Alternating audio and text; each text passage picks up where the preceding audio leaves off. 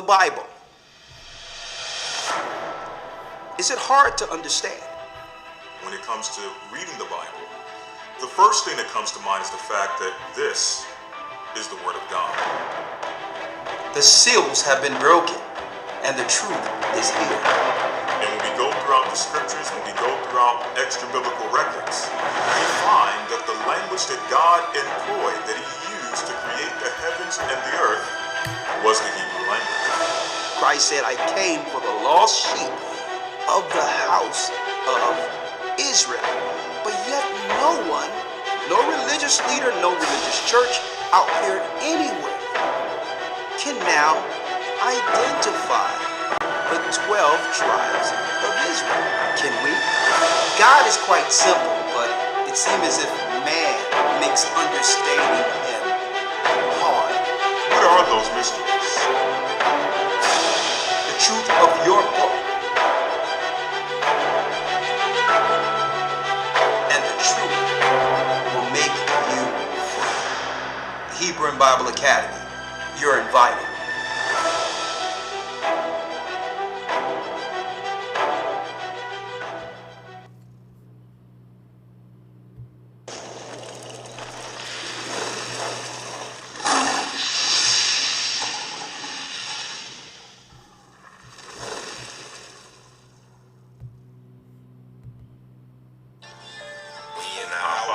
Which art in heaven, hallowed be thy name. Thy kingdom come, thy will be done on earth as it is in heaven. Give us this day our daily bread, and forgive us our debts as we forgive our debtors. And lead us not into temptation, but deliver us from evil. For thine is the kingdom, the power, and the glory forever. Temptations coming, gon' fill up my cup. Feeling weak, gon' hit my line, knocking, I pull up 2 or 3, ride in His name, and you know what's up. Demons flee when they hear the name. That's come on, hit the like button. So and so I'm straight, itching ears. People die daily, but I know in truth is engineered. Tell them store rations, famines coming, and the end is near. You gon' die as prophesied, they tell you not to mention fear. Players come and roll up your sleeves and take one of these. Seen the purge, never mind, you can see it in the streets. Get your passport, cause your ops coming. You need you a man, girlfriend, the cops not coming. Revelations been revealed, no longer with jigsaw. Hit the bank with a mask on and make a withdrawal. It's the new Babylon, baby, everything is legal. Change your name and your zip code and your chromosomes. Yeah, that's martial law, call them Jack Boo. Come to ink your heart on your sleeve like a tattoo. If you don't cooperate, you ain't see us on those street corners prophesying, telling you it might pop off the day. Pray the Most High, keep a hedge around me. High time we gotta see this what the prophets wanna see. See my own family turn their back on me. Enemies screaming peace when we know what that means. Whoa, we in the hour of temptation. This is revelation, baby. We in the hour of temptation. And this is revelation. Time flies, it's getting real about a minute. The righteous will remain. You be taken if you sin it. The evils will increase. This is only the beginning. Come on. As in the days of Noah, He's coming for a remnant, as it was written. The most are sending plagues on this earth as before. Even the people you love the most, the Bible said they turn to foe. Protect your family, keep them close. Resident evil creeping close. Still sleep, you don't want to see. If you woke, then you gon' know when it be time to go. Ain't gonna be stopping, no. The enemy watching close. But the most I got is though. Better get your mind right. This all happened before. Remember Lot's wife and Noah is right at the door. The end is near, it's real. You got that still, but it won't matter unless you seal with the Holy Spirit, and that's for real. I'm just keeping it 144. Yeah, your soul on the line. I just wanna put it on your mind. Now's the time to draw the line. I don't speak with riddles. It's left or right, no middle. Oh, you wanna be hot and cold? You don't wanna be turned to spittle. You block your blessings, trying to live your life just like the wicked. You tripping. They time is ending while I was beginning. Yeah, it's written. The opposition, man, we on the mission. Repentance. You ain't forgiven if you ain't forgiven. You get it? Don't spend your life living in competition. If it ain't by Christ up in your life, then you must keep your distance. YASHAYA, my king. AHAYAH, my papa. Rawak, my mama. Not all that power, nada can stop us. We good. Endure this fighting as always. Don't stress, stay blessed and get your mind right. Get your mind right. Get your mind right. Get your mind right. We in the hour of temptation. This is revelation, baby. We in the hour of temptation.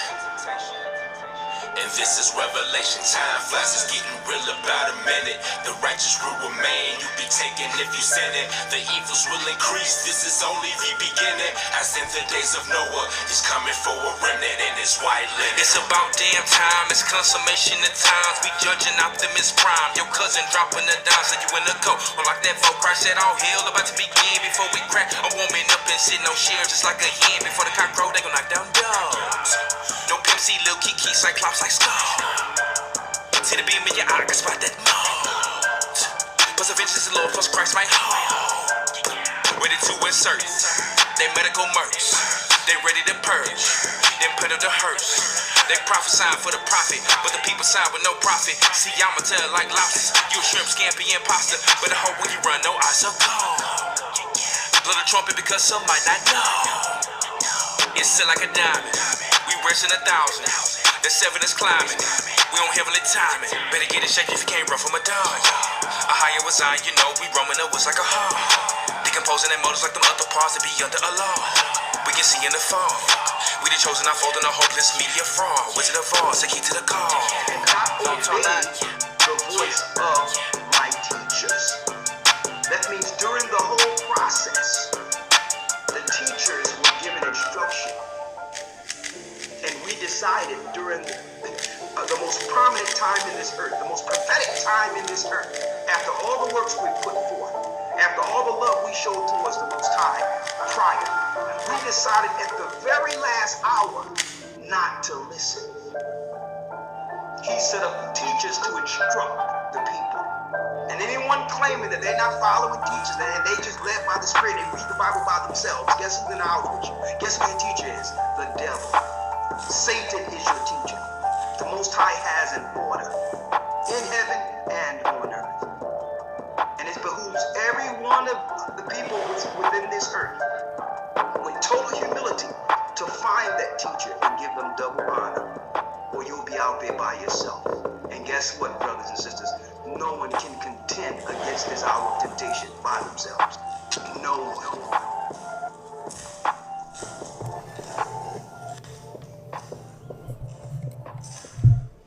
Hour of temptation. Man, what a work.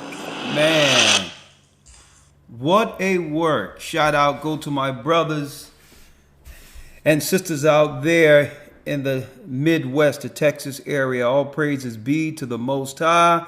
I'll probably play it a bit later, but it's profound that Malak sent me that video right before the broadcast. Blessing, brothers and sisters. Yes, we are in the hour of temptation, and I wanted to premiere that, and we have a lot more music coming down the pipeline, as well as we're going to be setting up a tour throughout the United States and throughout the world, where we'll be dropping all the music, all of us together, proselytizing, warning the people, and giving everyone who believe in Christ an opportunity to come under the hedge before it's too late. Before it's too late. That's right, brothers and sisters. I'm Elder Ricochet. It's a little early today. It's okay. I thought I would do an early broadcast so I can get out early. I have a lot to do. And I've put together a great discussion today, and I hope you all will listen and take heed. For those who like that particular video, let me put it up. Let me paste that for you. I'll paste it in the chat this way. How you doing, Maria? All my familiar brothers and sisters out there, Danita and all of you, shalom. The link is right there in the comments so that you can always go and support the brothers who are working around the clock to bring forth righteous, edifying, prophetic music. All right. So there is the link. And there's a lot I would like to talk about in the midst of this. I may bring in Malak at the end of this broadcast so he can let us know what he has going with music, production. And that was Malak behind a lot of the video production. So he's dealing with that on a serious professional level. Not only him, but also Elder Iraq. They're getting behind the camera, showing forth all the gifts the Most High blessed them with to progress this knowledge all the way towards Zion. Now, Before I go into the broadcast, I would be amiss if I didn't tell everyone that we are in week 7 of our Hebrew and Bible Academy. We were about to do the roundtable discussion for week 7, but I'm still getting the format together as well as the guests who will be there live in the academy so that we can structure it in an efficient way where all those who are around the table will have their own input for solution. We'll have questions, cue cards, and it will be a time, that's right, a time scheduled discussion within 2 hours on why man and woman cannot come on one accord in the most prophetic times of our lives. And the greatest question is that we're going to ask, for what reason a man or woman, for what excuse a man or woman can utilize, what excuse can one utilize for not doing their roles according to God? What excuse?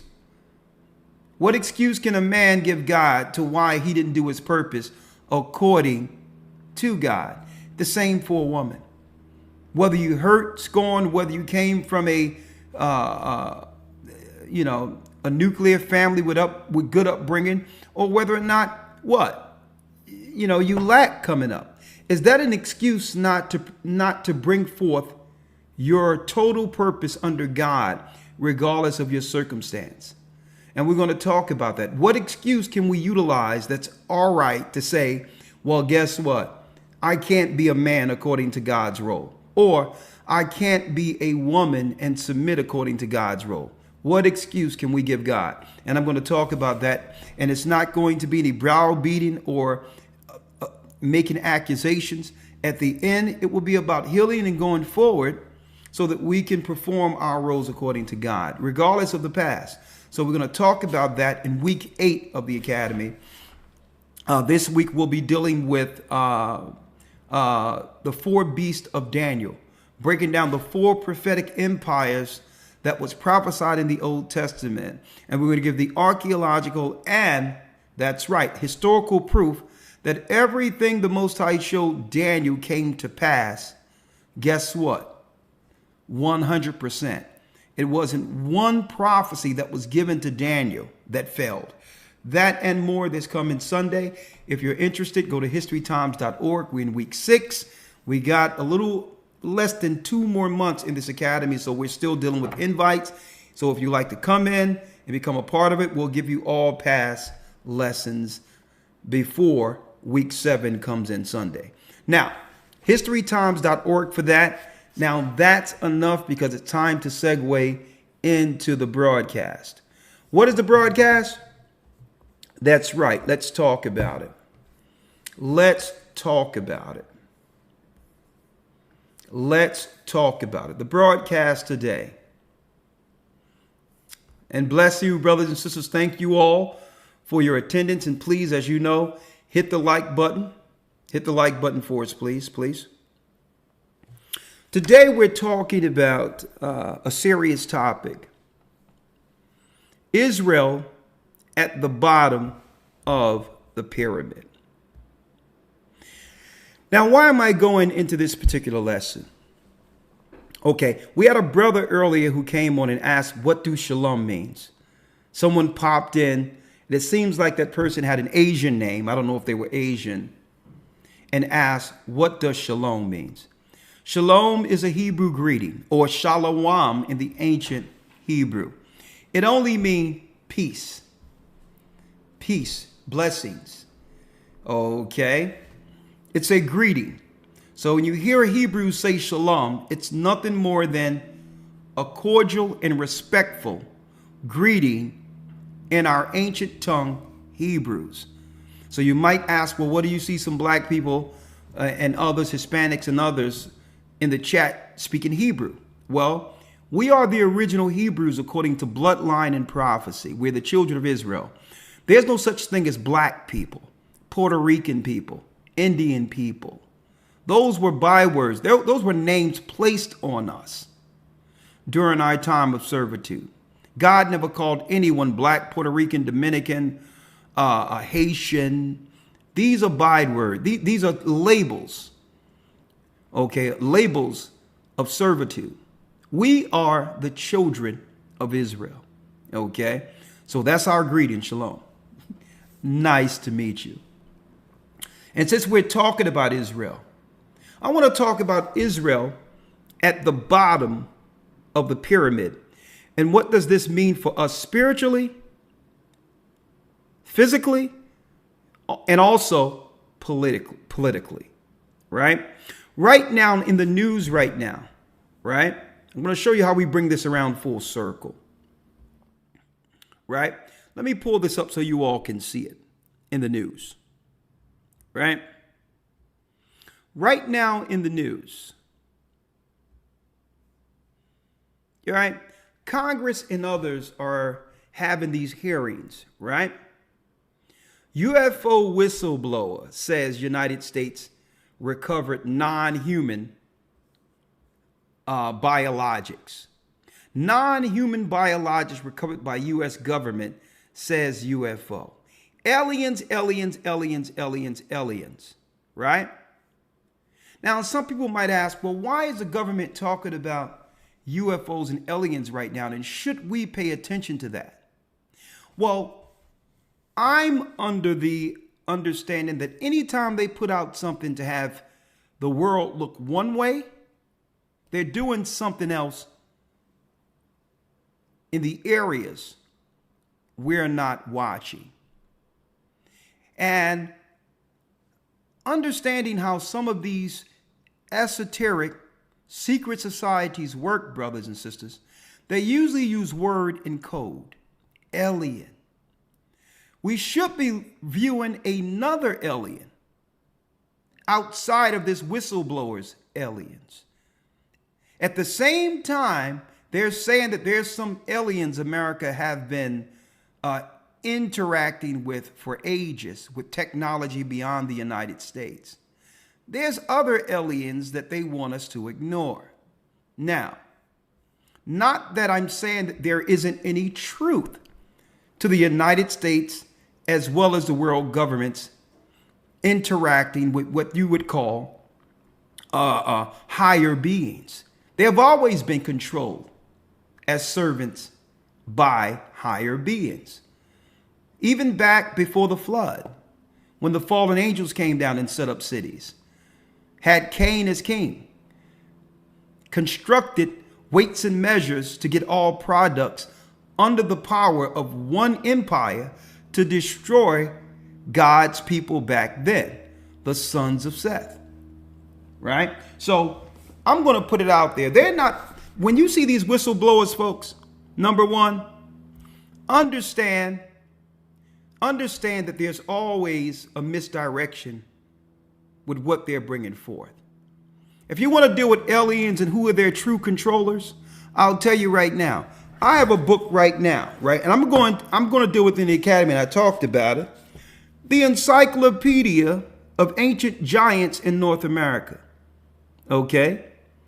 And I'm going to deal with some of the science because all through this book, when you do the research, since the so-called Europeans founded this world, they have been interacting with Nephilim, who was on this side. Okay? The North American Indians were in war with these so-called aliens or giants or Nephilim, the Bible calls them, in one war from whence George Washington witnessed and chronologized. Also, the first temple in Philadelphia, there's a great seat that no man can sit on because what? They're too short to sit on it.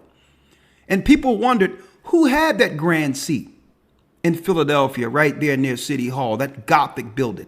It was Nephilim. Okay, what's going on in Area 51? They've always been controlled, folks, by higher being. It's just that you have to go into the Bible to understand their controllers. So all in all, I could care less about them doing what? Bringing forth speculation on aliens. None of them can actually tell the truth, I believe, and live to actually talk about it. But if you want to know whether or not a higher life form is controlling things, you don't need to listen to a whistleblower. Read the Bible. That higher life force that is controlling things is Satan. He's the alien. And the fallen angels are his cohorts and fall under his authority until our God judges all of them.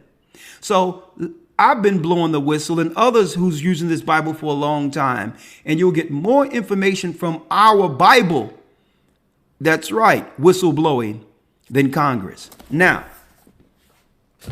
speaking of that, I claim that I made a statement. I said when they're talking about UFOs, it's a misdirection. It's an outright misdirection. What should we have our eyes on when they speak of aliens? Well, let's go into it. Israelites, we're at the bottom of the pyramid. The same way they dealt with us politically in Egypt, they're dealing with us in these cities throughout all of the world, in these countries now.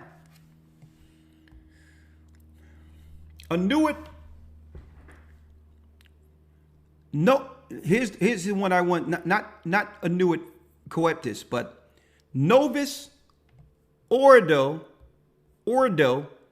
Seclorum, the Great Seal, the esoteric seal.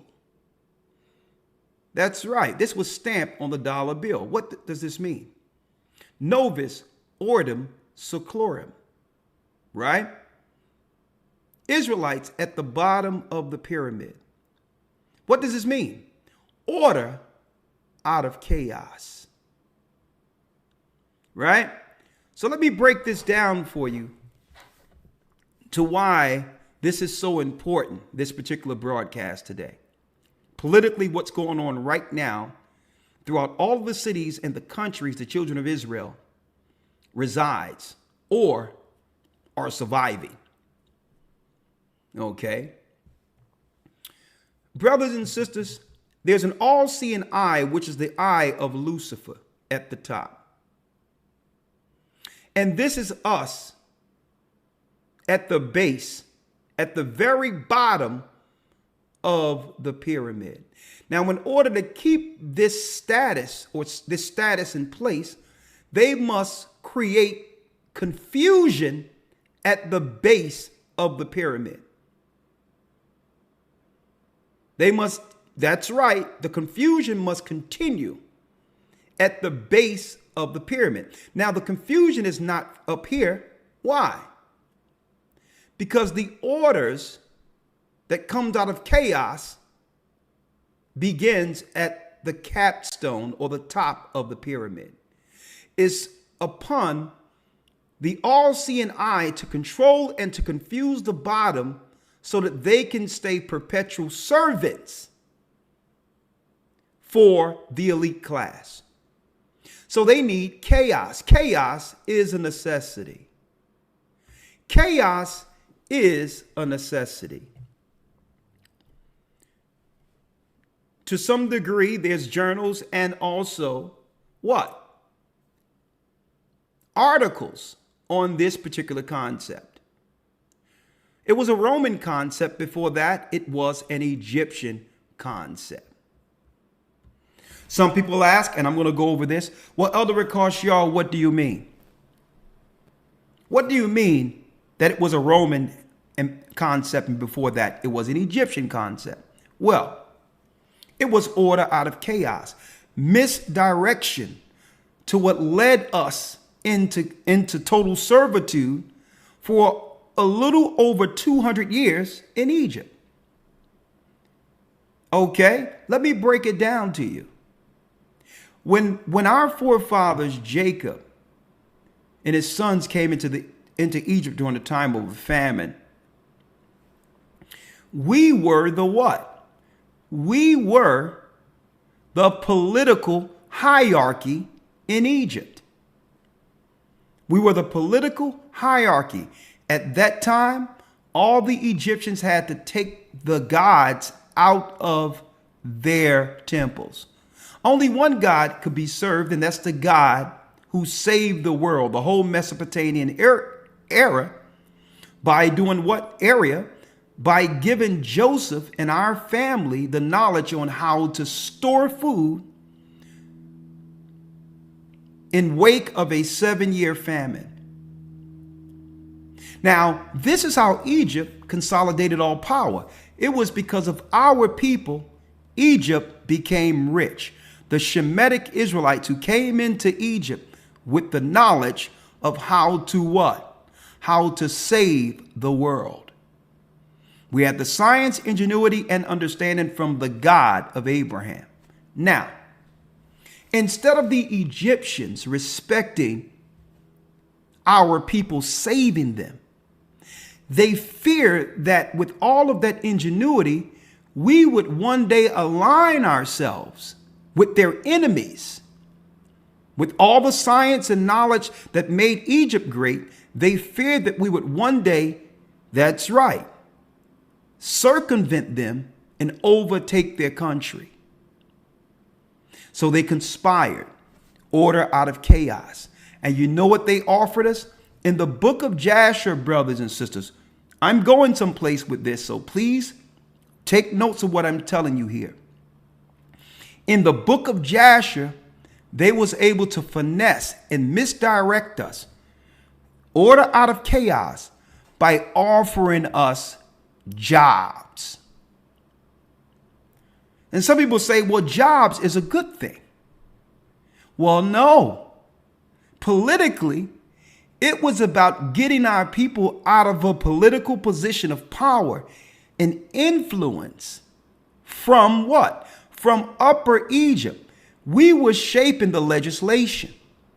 It was about getting us out of position so that they can begin to change the rules politically against us long term. In the book of Jasher, what they did was they offered a serious project of building that we would have to go into different parts of Goshen and other areas to build, to oversee serious projects that would amount to billions of dollars in today's economy. They offered us building projects that we could oversee.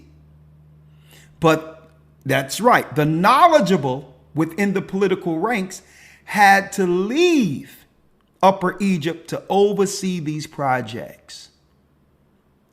It was all good. The money, the gold, the provisions, the trade, all of that, brothers and sisters, was flowing in. We were getting paid.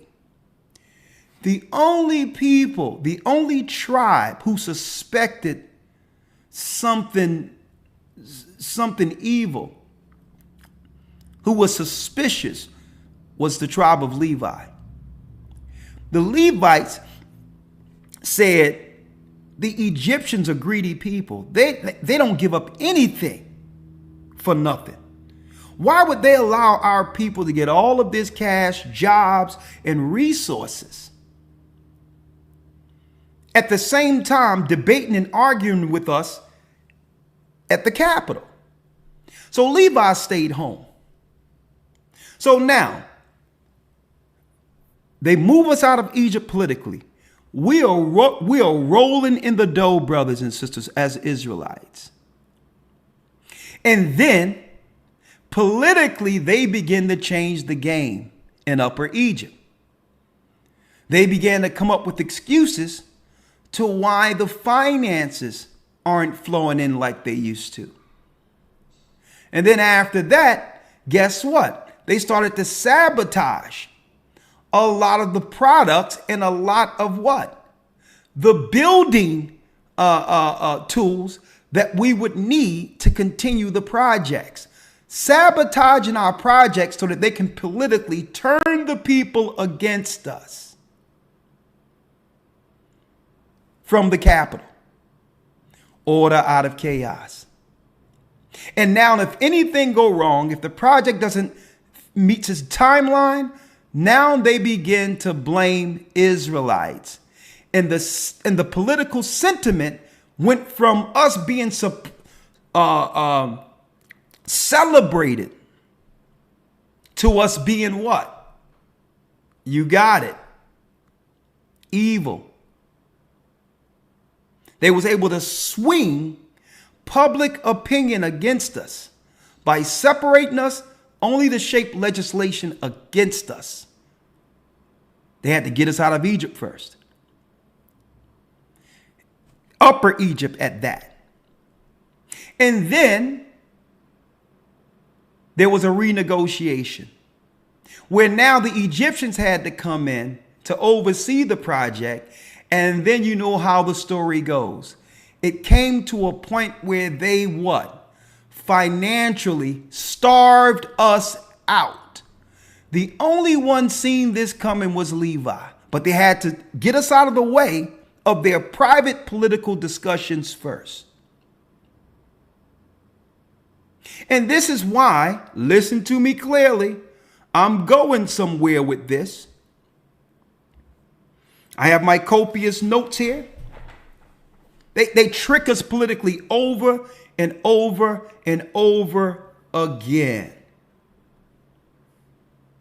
They trick us over and over. You have to go into the book of Jasher to see some of these tricks, and you'll realize it's the same modus operandi that the political structure of America and the world continually use against us. Over and over again. They throw us a bone, give us a little hope, but at the end of it, that's what? Guess what? We're between the crosshairs. That's right, getting utterly decimated. So if you want to know what the political agenda of any country is, or any city is, you look at the outcome of the people and you'll understand that what? It was politically constructed to be as is. Nothing by chance. If we are suffering in these cities, guess what? It was because, that's right, that was the plan. Let's go to the book of Exodus real quick. Let's go to the book of Exodus, and then I'm going to read the article and we're going to go into it. Israel at the bottom of the pyramid. Now, when you go into the book of Exodus, brothers and sisters, I need you all to check this out. Right? It tells us after Israel saved Egypt through Joseph, that the children of Israel were fruitful and increased abundantly and multiplied and waxed exceedingly mighty, and the land was filled with them. Folks, we were multiplying beyond control in Egypt. And this is what they feared. Not only our knowledge and our influence, which made Israel great. Abraham and our fathers had alliances with other countries that they feared that we would do what? Politically, in our position in Egypt, align ourselves with who? Egypt's past enemies. So they were afraid of us politically, physically, and otherwise. Now, at this time, folks, this was before our people went into Israel. So, in essence, we are Israelites, but living as Egyptian citizens. Remember that. This was before the Most High led the children of Israel over Jordan. So we are Egyptian citizens right here. A divided country with the Egyptians. And guess what? The Egyptians have a love-hate relationship with us right now. Why? Because they need us based on the greatness of our God, right? But they hate us, right? Being intimidated or afraid of what we might become to eventually politically overthrow them. In their minds, they were dealing with a serious paranoia. They were paranoid, love, hate. We love the ingenuity, the greatness, the talent of these people. And because by default, we're great. But we hate the fact that one day they may turn on us. So we must politically control them. Use them, but never allowed them to grow strong enough to overtake us. This is Elder Lawyer. One moment. Oh, this is Elder Lawyer. One moment. One moment.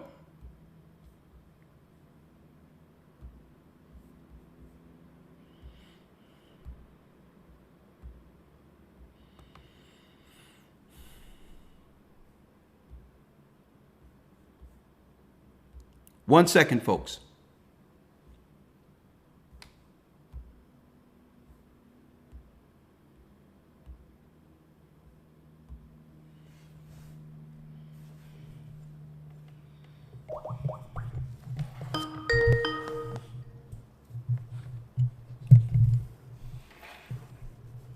Shalom, Elder Lawyer.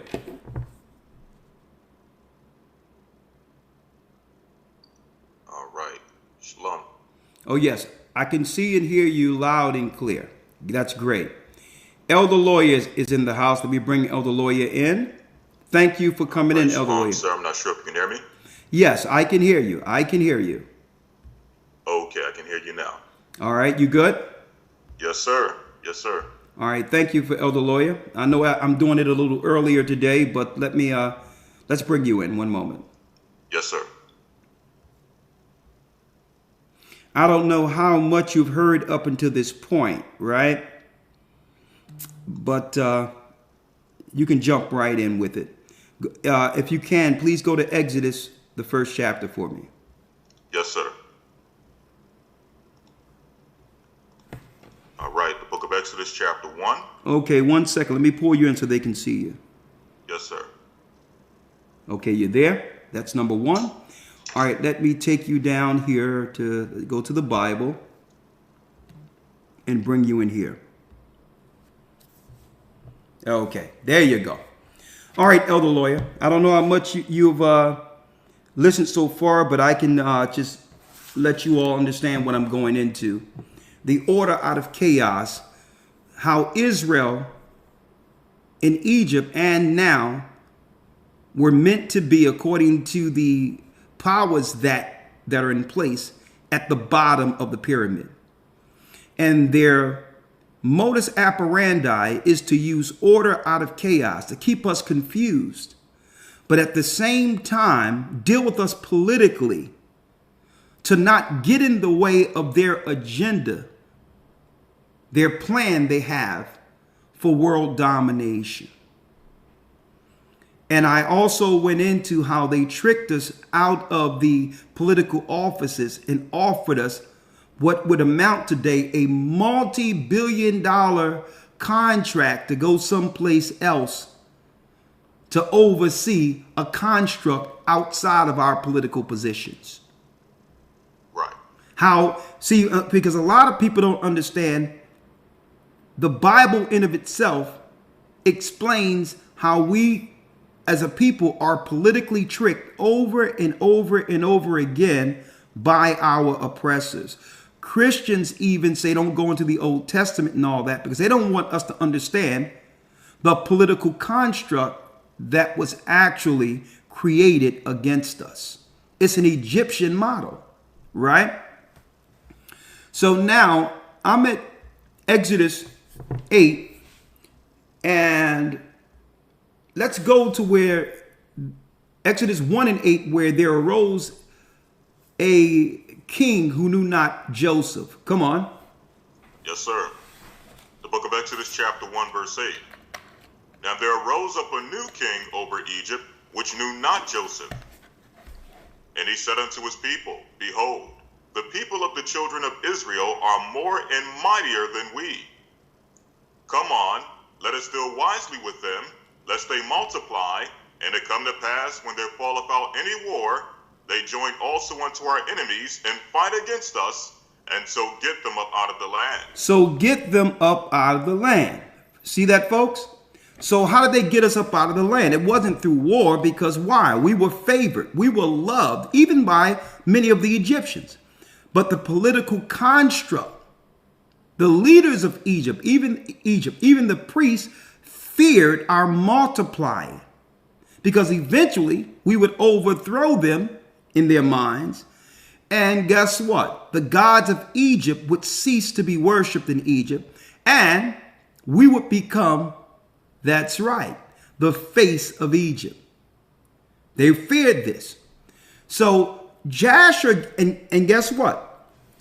The king that rose up wasn't Ramesses. That's a bold-faced lie. This has nothing to do with Ramesses. Ramesses was never in the picture here. Ramesses came 200 years later from the time we were in Egypt. So that's another bold-faced lie, right? Now, it tells us that they feared us multiplying. Read. Yes, sir. Moving on to verse number 11. 11. Therefore they did set over them taskmasters to afflict them with their burdens. And they built for Pharaoh treasure cities, Pithom and Ramesses. Those were just locations that you can find in the Bible. But these Ramesses wasn't a pharaoh during this time. That's a location of what? Of a king who came up later. So how did they get us to fall? Think about this. They laid heavy burdens on us. Like I mentioned earlier, Elder Lawyer, I don't know if you heard it. The book of Jasher tells us how they tricked us with a multi-billion-dollar contract that you can put in numbers today to go out and build our own constructs where we would have the glory over these constructs and get paid from the business that comes through them. So guess what? They promised us something politically, but then began to sabotage the project to only blame us for its failures later so that the Egyptians can come in and take over the project as taskmasters. And now a serious decline have begun politically against our people. And it has worked perfectly. They got us out of the seat of influence in legislation. Made us what? That's right. Gave us a contract so that we can use that ingenuity and mindset to build what? These constructs. But now there's no political influence in favor for our people, Semites, Israelites in Egypt. We have no representation. So now they just got to sabotage us to a degree in which what? They can now destroy us politically. Read on. Yes, sir. Verse number 12. Come on. But the more they afflicted them, the more they multiplied and grew. And they were grieved because of the children of Israel. So they had to put what? They had to put a Planned Parenthood in place. A Planned Parenthood type of concept. Right? It's counterproductive if what? We move them politically out of the land, but yet they continue to multiply. If they continue to multiply, then the legislation would have to be leaning towards a growing constituency. There's no way that we can ignore millions of people who are Egyptian citizens without being deemed impartial and racist against these people. So in order for us to not look racist, we have to get in front of them to do what? To stop these people from growing as a nation in Egypt. And understand this. Hence the reason why they've been finagling with our population numbers in America in particular. And no matter where we are, they finagle with our numbers. Number one, on their bogus maps for years, they made Europe, or they made England almost as big. They made the UK almost as big as Africa on their what? On their maps and globes. When you can put the whole UK into Connecticut right now. So they make us believe they're greater than us, but that's not the piece I wanted to focus on. We've been 13 to 15% of the population since they've kept the census. They make you believe that we've never grown, that we're only 13 to 14% of the population in the United States, which is almost impossible. That means for every person that's born, that dies, another must be born in its place to the number. They would have you believe that for every person that died, one is born. So they've been playing with our numbers. Why?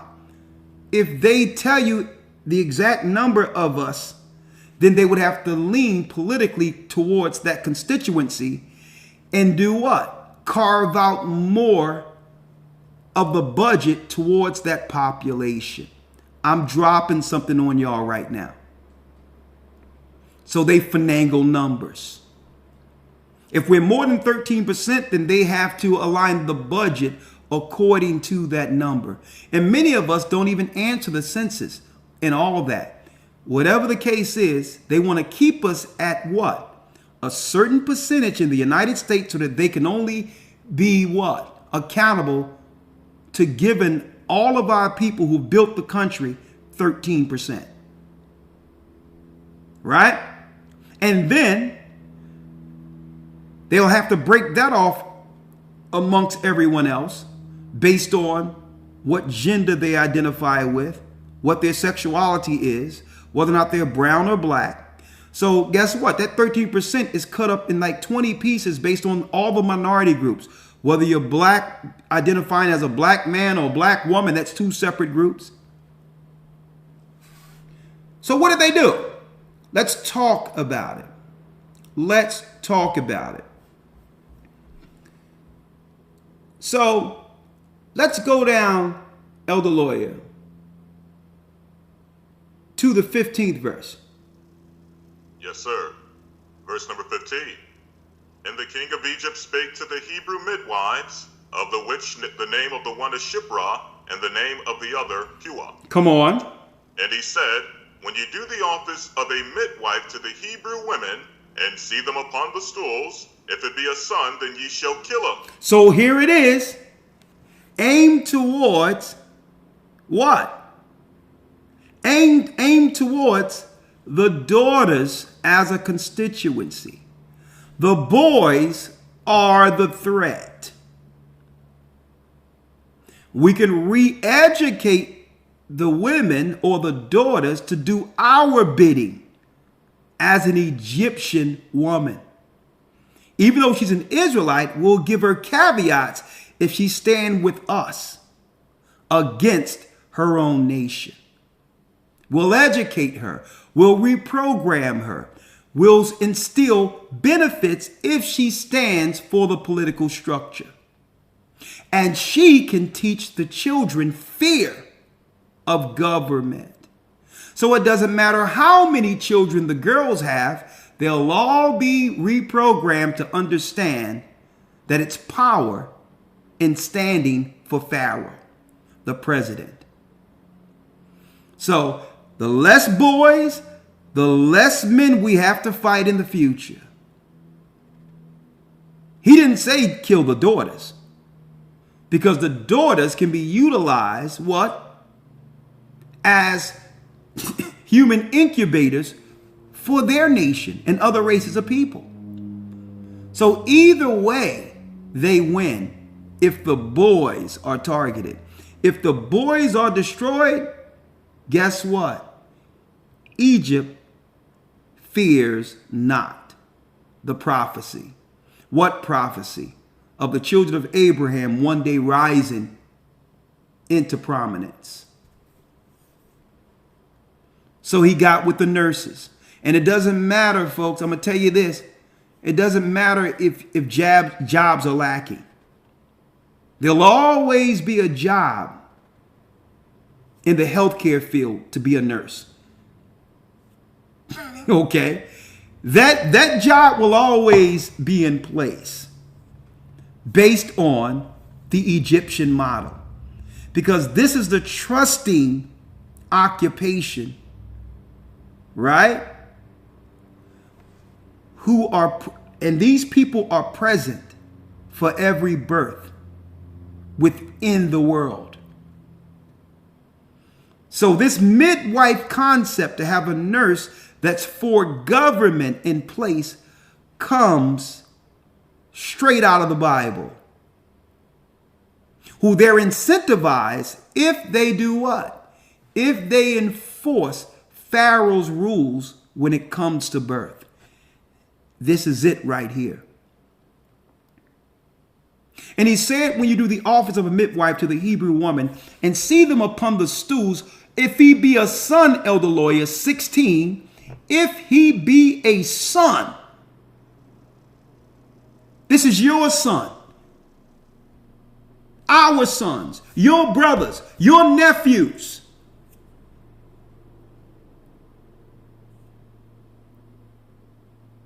If it be a son, read. Then ye shall kill him. Then ye shall kill him.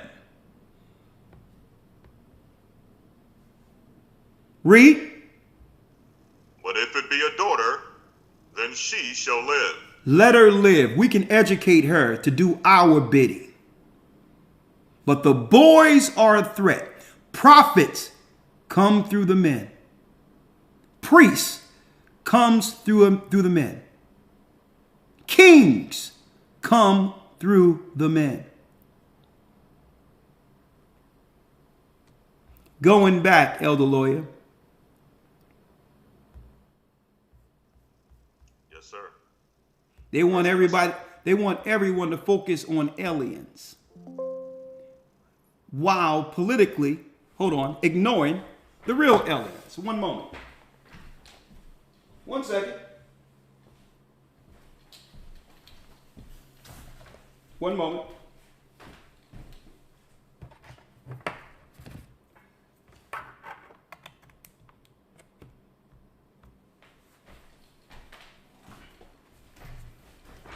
While politically ignoring the real aliens, politically what's going on. Everyone, elder lawyer, real quick, let me pull you up, is talking about now everyone need to look into the whistleblower of the UFOs. And I said, listen, if they're saying one thing, that they have you paying attention to with some of these horse and pony shows, they're misdirecting you from what we should be looking at when it comes to aliens. Because in esoteric conversation, these are buzzwords for them to understand or to progress their real plan, the same way they had us looking at a building somewhere when really they had us looking at a building to financially aggrandize ourselves while in Egypt, when really the power was the position we were in. They got us to go chase a bag someplace else when shaping the legislation for the bag was where we were. We were in position to dictate what happens with buildings and where the money would go and how things were constructed. Misdirection like they did us in ancient Egypt. The motto, Norvis Ordum Seclorum. There's no coincidence that this dollar bill, this emblem or seal, this seal is on the money. Order out of chaos. And it's to keep the all-seeing eyes agenda in place while our people stay what?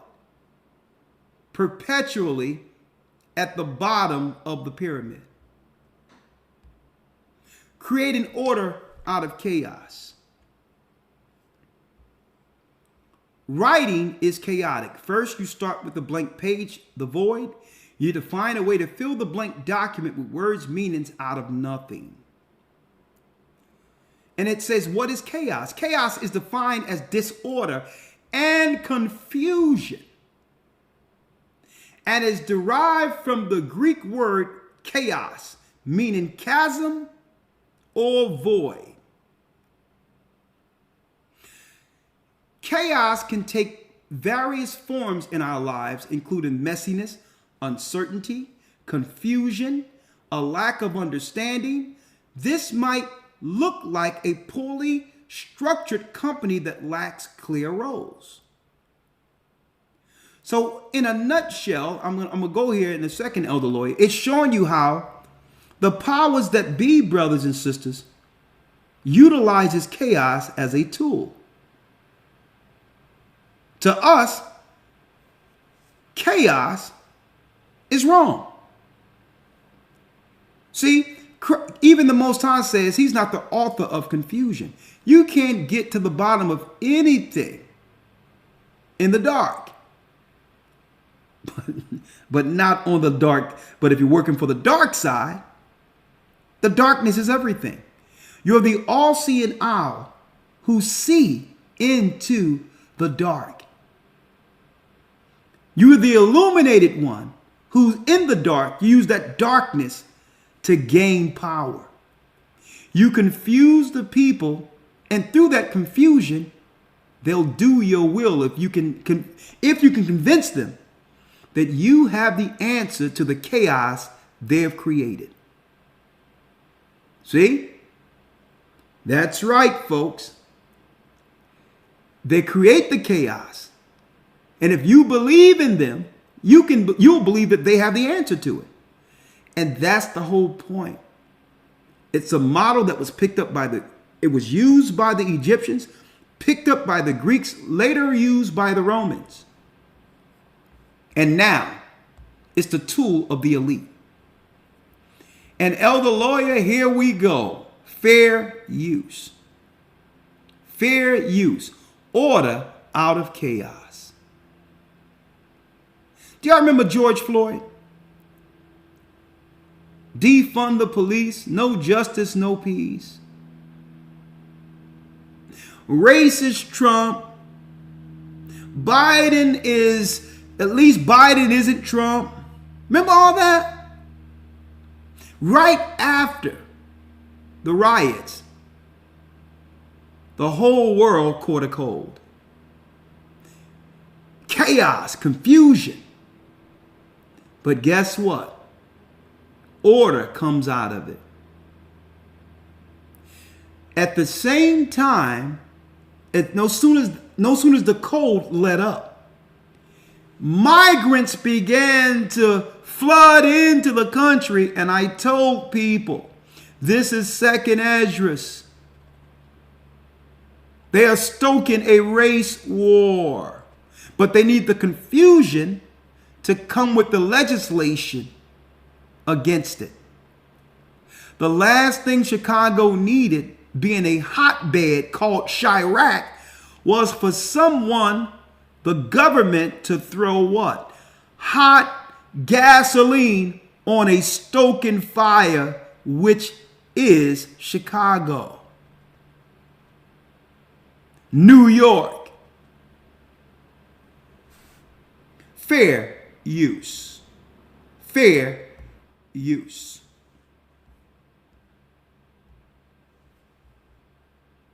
Listen to this, Elder Lawyer. Frustration, anger, and confrontations all on display as neighbors in Woodlawn gather to talk about what they call big problems at a nearby migrant shelter. New at 10, CBS 2 political investigator Dana Kozlov takes us through what happened. Let them talk so they have a voice. A call for order during a heated meeting at Woodlawn's Apostolic Church of God. Who's helping me? The focus? This migrant shelter in the old Wadsworth Elementary School. I would ask you all to go out there at night, in the middle of the night, and see what goes on. What's going on, according to community members, is loitering, late-night partying, littering, prostitution, and at least one fight between migrants and residents. It got a little heated. Fights between migrants and immigrants. Oh, you think they didn't know this was going to happen? Right? Order out of chaos. The Hegelian dialectic. You cause the problem. Then the reaction, our people, destroyed for a lack of knowledge, will react. as if we didn't have a part in putting these people in place to destroy us. No matter how much things change politically, even since ancient times of Egypt, things stay the same. And now they're coming with the solution. I'm going to tell y'all today where this goes. Okay, they have an Asian, all due respect, over the police department now over there. Littering, prostitution, and at least one fight between migrants and residents. It got a little heated. Objects got thrown. But many of these residents say they no longer have any tolerance for the disruptive behavior by those seeking asylum here. It's making them feel unsafe. They disrespect us, they rob us, they harass us. And their patience is wearing thin. Let me say this. They got one more time to deal with it, because otherwise, next time they deal with it, they're going to deal with it from the streets. We're going to take over it. Nobody's going to be able to stop us from what we're going to do to them. Do you hear this? Elder Lawyer, you would have thought that I was in these meetings years ago when I said this is what's going to happen. I said that Chicago and these other places in the inner cities aren't a place to mess with. But they're not sending just regular migrants in here.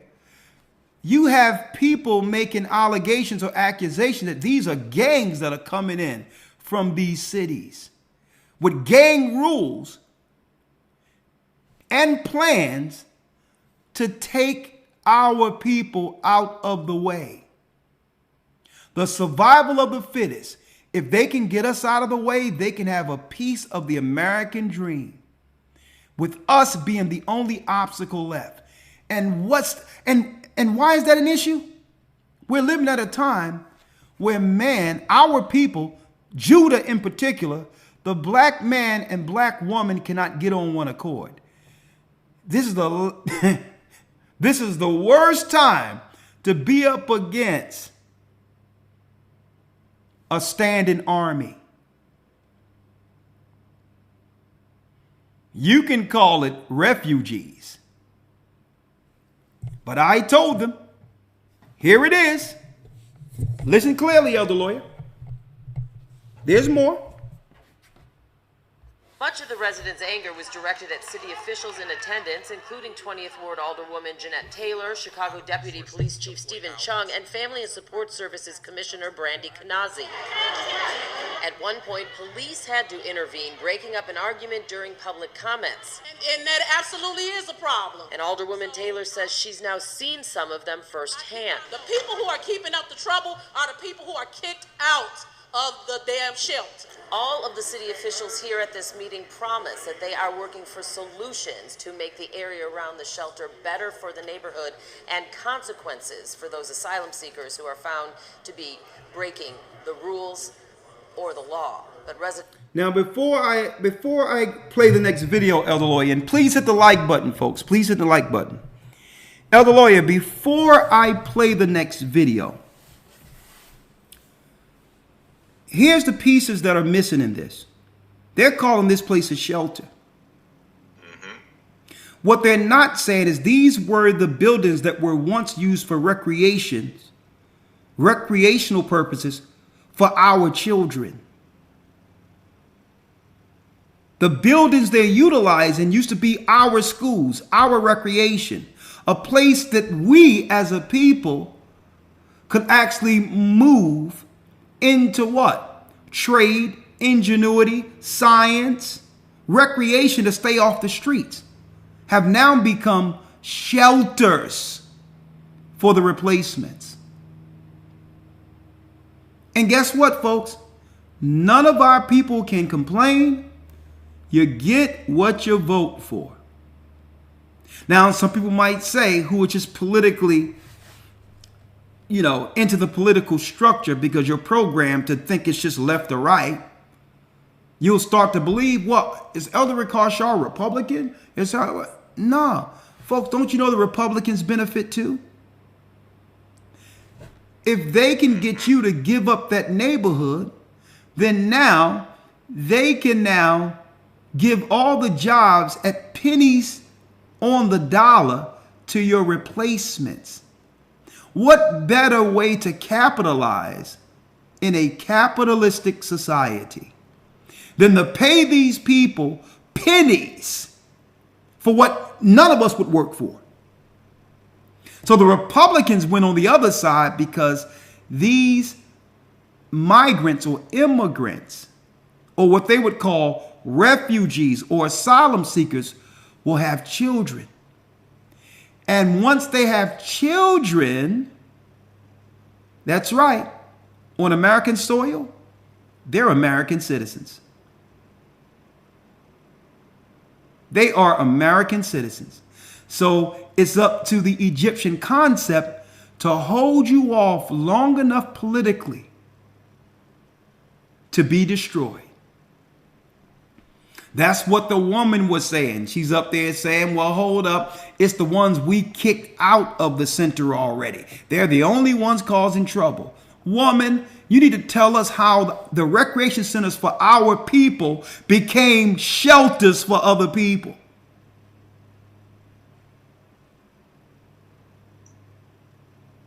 That's what you need to say. Not talking about some bad apple conversation, moving the bar. How are the places that was once used for recreation for boys in particular have turned into shelters when our men cannot find jobs anywhere? It's over. More. I'm going to show you where I'm going with this. 1 second. Residents say they want to see something happen and something change immediately. In Woodlawn, Dana Kozlov, CBS 2 News. Adding more staff at the shelter and holding migrants accountable are two actions city leaders say they are taking to address ongoing concerns. Adding more staff, money. Now there's something else, Elder Lawyer. They're also discussing, while everyone is talking about aliens in Congress, whether or not America is linking them with aliens. It's the illegal aliens that everyone are ignoring. Now, I don't have a dog in a fight. I'm using a political name that's what is. I'm just telling you what this means. They are stoking a race war. Not just between blacks and whites, but our people within the inner cities when it comes to the 10 tribes who has now been given refuge. And check this out. There's something else. Check this out. Fair use. Fair use. Fair use. Fair use. And we have a few scriptures to go over. Fair use. Chicago again.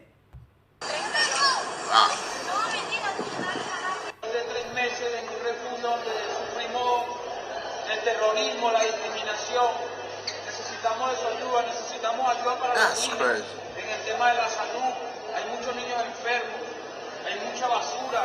I want to say real fast to the black community of this town.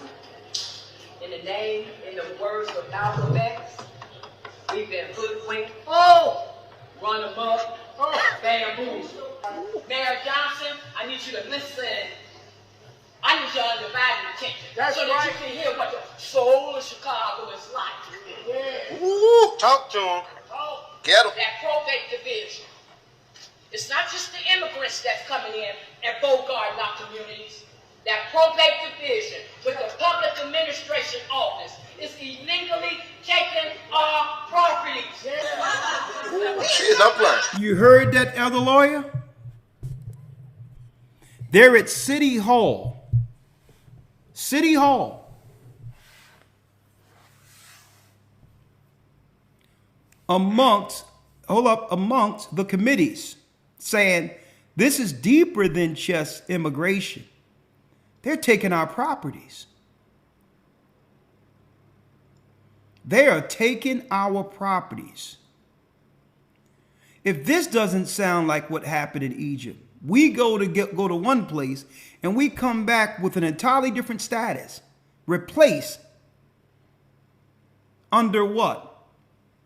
Under order out of chaos.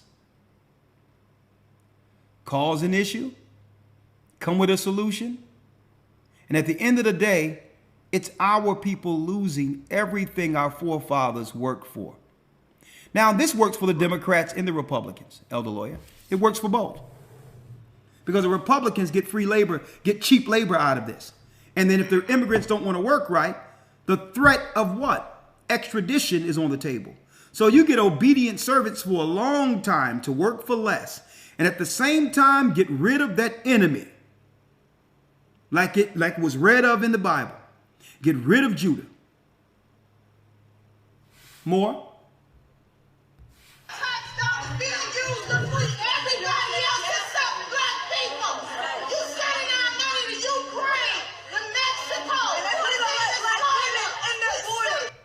She's hollering up in there, you're sending our money to Ukraine. Right? Elder Lawyer. Were they not warned that this was going to happen before they voted? Right. Were they not warned? Yes, sir. You're sending my money. Now, this is all scripture. Even their reaction is in the Bible, folks. It seems as if we, as a people, don't react politically and otherwise until it's too late. Mm-hmm. It's too late now. They're here.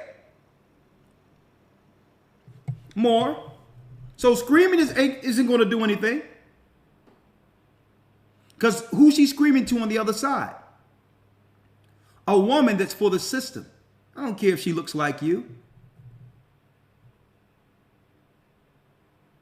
She just have to help kick this can down the road a few more years.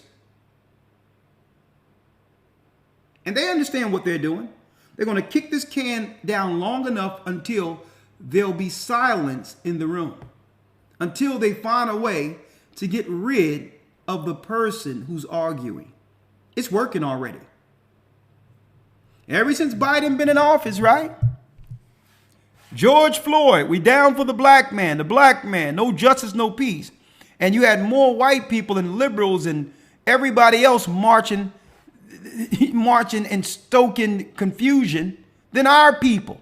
I'm like, hold up, how can this be a black thing when you got gays standing up talking about George Floyd, Marxists standing up, you have white liberals standing up? Right. I'm like, when have any of these people ever cared for black men? But politically, it was to get the money to finance our destruction, using a dead man as a black dead man as the face of it, to get in political positions for what was about to come. Right after that, what happened?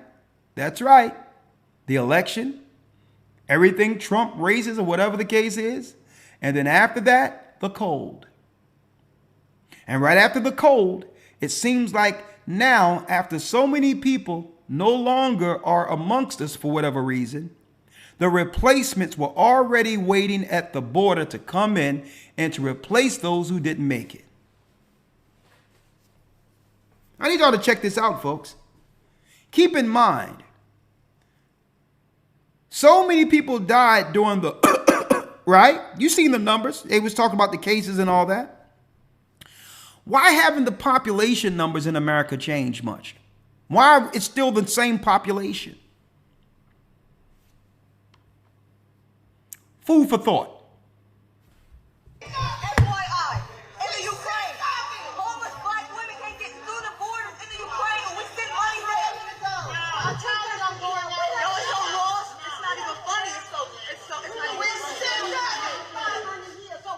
Children coming up missing on the border.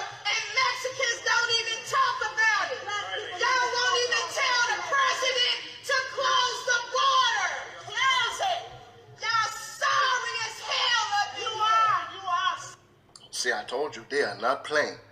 They are there and they're speaking. He said, I told you, they are not playing. Guess what? Here's more. Fair use. Fair use. Fair use. Fair use.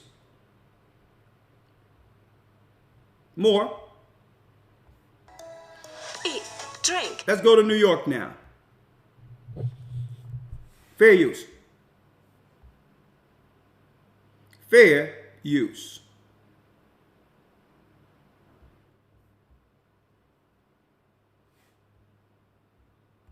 Our other top story this morning, Mayor Eric Adams says the city has run out of shelter space for migrants and the crisis will probably get worse. The mayor stated that there is simply no more room to house asylum seekers indoors. Lizette Nunez has more from the... Folks, this news just came out a few days ago. Remember, Adams, a black man voted in. The first thing he did was load buses of immigrants into New York and put them into luxury hotels, lavish hotels and all that off of your dollar. Now he's going to claim after doing so that it's a crisis. Order out of confusion. This is how Israelites stay at the bottom of the pyramid. The people are suffering in New York already. And what do? You open up the floodgate to those who are suffering from other countries to compound the oppression that's already in the ghettos. Knowing that eventually there will be gang wars, there will be many deaths, that now the government is going to have to come behind and say, you know what? We need to get the federal government involved. We have to get the federal government. We need to call up the Coast Guards. We need to get some order here. And at the end of the day, guess who will be getting stomped out through all this? Not the immigrants. They need the immigrants to work for cheap.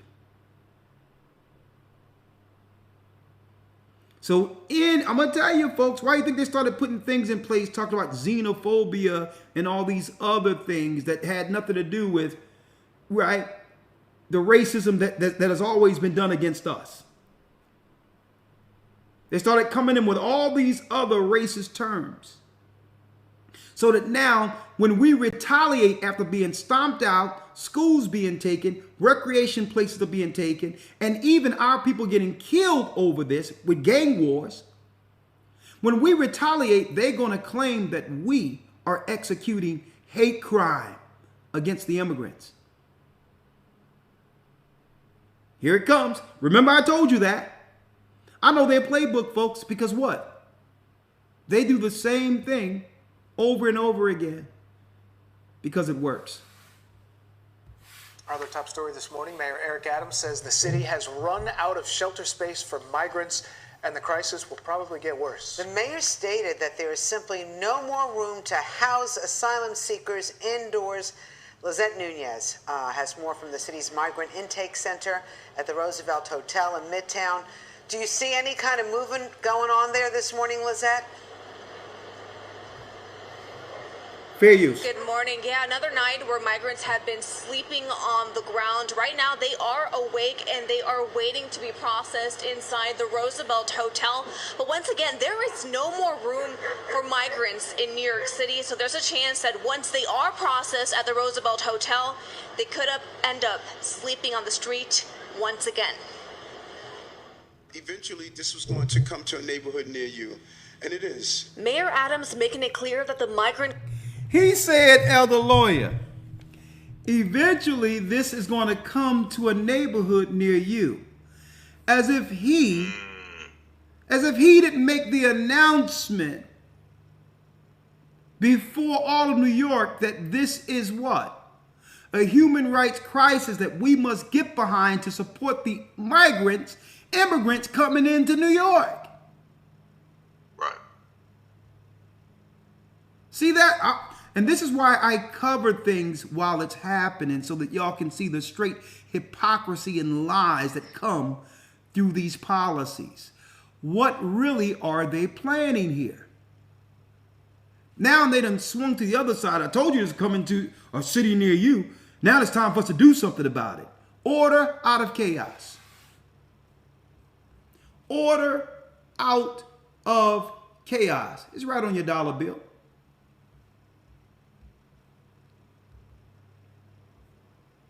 Crisis has reached its breaking point in New York City.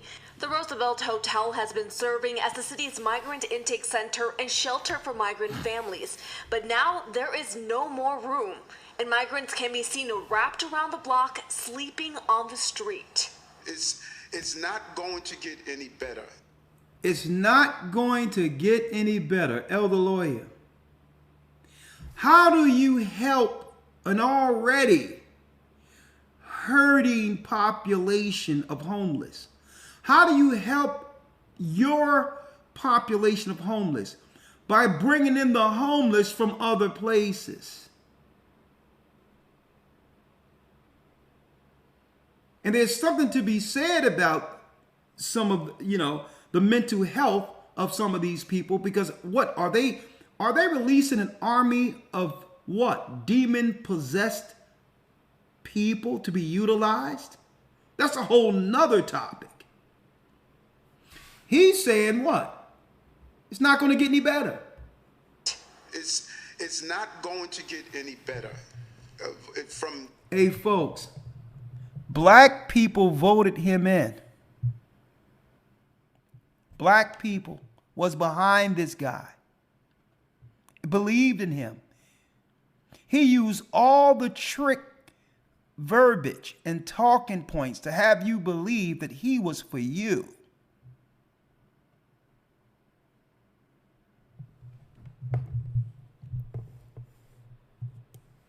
Huh?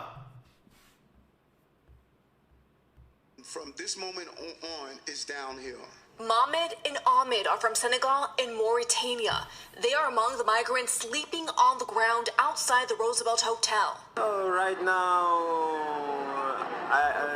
we have not eating, no bathroom, no water. Mayor Adams has repeatedly asked for help from the federal government during a recent trip to D.C. There it is, Elder Lawyer. There it is. Hegelian dialectic. The problem, reaction, solution.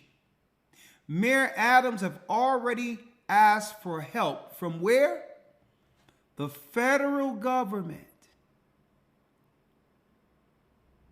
So the feds must come in. They must now vote on bills to help the chaos. I wondered if they know any of this was going to unfold like this. These people need help. It's an human rights crisis. But what are they not telling you, folks?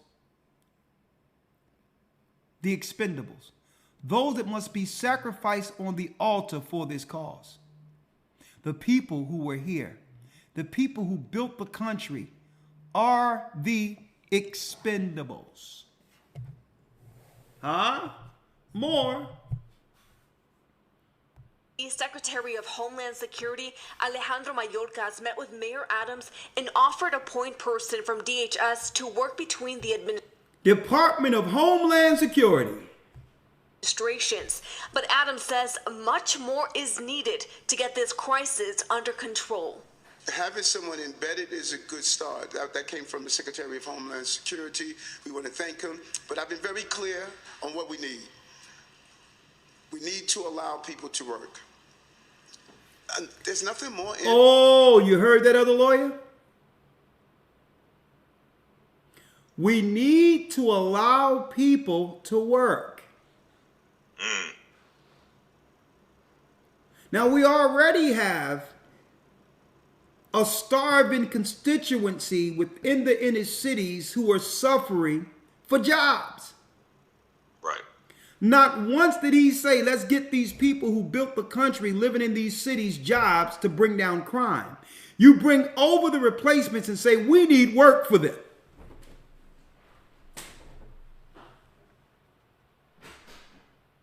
not for the people who voted him in. Nothing, no legislation whatsoever is getting shaped for the people who voted him in. He says these people on the streets, they need housing and they need jobs. And you know what? There's no one in the red states or the suburbs going to give them housing. So I wonder where they'll push these people. I wonder where these people will live, go to school. And how will they make room for these people? You think our people are going to readily just lay down? No. They know, Elder Lawyer, that our people are going to fight.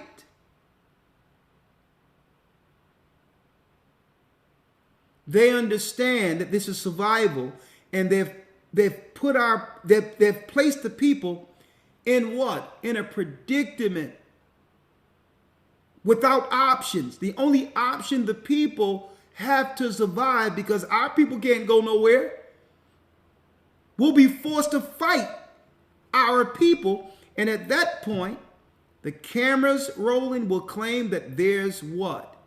There's criminality and crisis in these neighborhoods that only the UN military and other military can quell.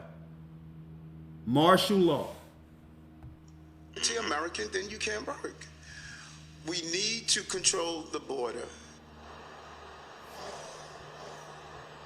One thing the mayor also touched on is that the migrant crisis is also impacting businesses. So just 2 doors down from the entrance of the Roosevelt Hotel, there is a coffee shop and then also a shoe shop.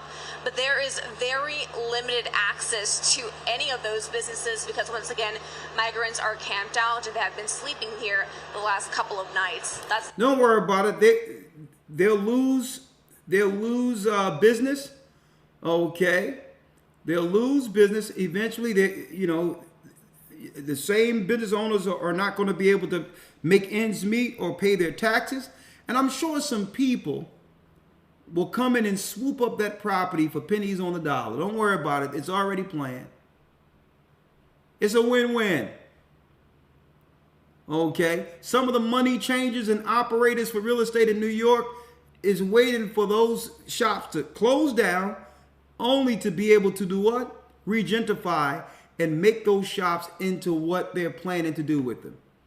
That's a win-win too. Latest here from Midtown. Rosanna and Dan will send things back inside. So, Lizette, before you go, as you know, the mayor has gone to D.C. several times to talk to the president's administration about help. The president right now is taking a vacation. He's on the beach in Rehoboth. They said they were going to bring a monitor to New York to check things out. Do we have any idea when that might happen? No, we have not heard that. We know that they have been in contact with the president is at the beach, okay? The Secretary of Homeland Security, Mayorkas. But once again, the mayor put out a statement when that meeting with Mayorkas happened, but they still did not have exact details on really what that plan would look like and how soon they would be able to see that monitor. But once again, we've also heard the mayor mention that they want more federal funding. That still has not come. There it is, the bag. See, you got to know what to listen for. More federal funding. At the same time that they're telling our people who built the country that you aren't entitled to reparations. Okay? We have $1 billion for the Ukrainians who had nothing to do with the building of this country. We have billions of dollars for the immigrants and housing that used to be our institutions to house those who had nothing to do with building the country. And then we have billions of dollars, right, in federal funding to help these poor immigrants who are sleeping on the streets. Folks, it's a win-win for Democrats and Republicans. Because as far as I'm concerned, Democrats, when you do the history, were behind hanging us in the South. Democrats constructed the Confederate flag. They were the ones we were running from in sheets. Okay? So the liberals took off the sheets and became our friends. And through psychology, along with the ignorance of our people, have destroyed us inwardly. This is a win-win for both sides. The Democrats win because they've always destroyed us. And the Republicans win. Because why? That's right, folks. They believe in what? Smaller government, lower tax, and what? Capitalism. The Republicans benefit, as well as the Democrats too, by what? By setting up jobs with what? Low wages. For people who would work for low wages, $1.75 an hour is exponentially more than what they make in their countries. They'll be able to, if they want to, reset the minimum wage down the line with no pushback. Why? Because the other option is America threatening them by saying you can get with this low wage or go back to a country you've been starving under. That's right. A country we've turned third world. So the Democrats and Republicans benefit from this. And what's deep, folks, is the greatest voting bloc of the Democrats for decades have been our people.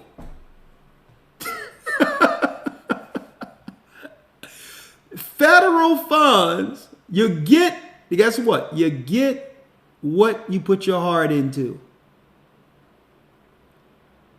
This is what happens when people vote with their feelings. Okay? More. From the White House, Rosanna. All right, thank you so much, Lizette. Yeah. Now the funding is going to come in place, right?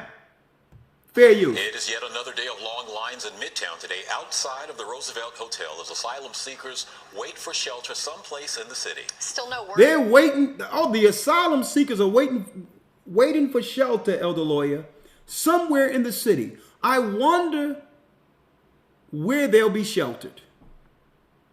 I'm just curious. On how the city plans to respond to this sobering crisis. Fox 5's Christine Russo joins us live from outside the hotel. Folks, are our people in the ghettos not in crisis right now? Are we more important in these ghettos? Are we more important after fighting in every war the United States have ever waged in this earth? Are we more important than migrants? Are we more important than Ukrainians? Are we more important than the letter people?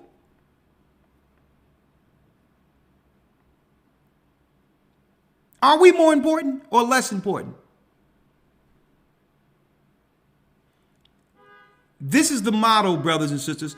Israelites at the bottom of the pyramid. It's an Israelite motto. One moment.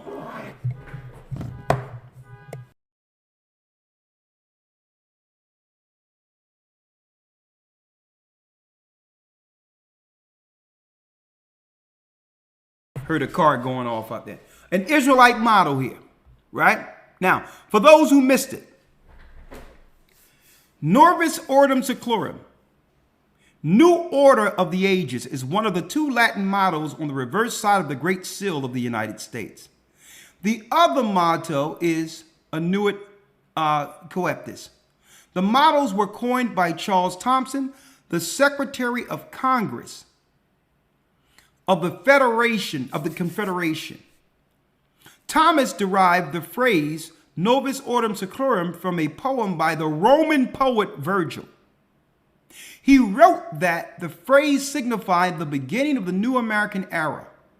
That's right, Rome's deadly wound was healed. As on date of the Declaration of Independence 1776, which was depicted in Roman numerals at the base of the pyramid on the seal. Folks, since Egypt, we've been placed systematically at the bottom of the pyramid, being politically tricked over and over while they plan to destroy our men. The Egyptian model. The Egyptian model. That's right, folks. Black Nort Robas, I'm going to call it that, deletions of children.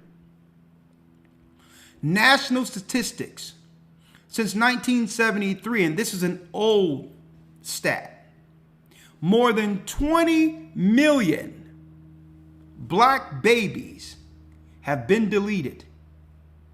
Since the 1973 Roe versus Wade U.S. Supreme Court decision legalized deletions in the country.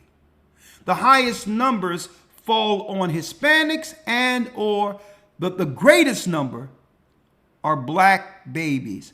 And think about this, elder lawyer. Let me tell you, what would Pharaoh,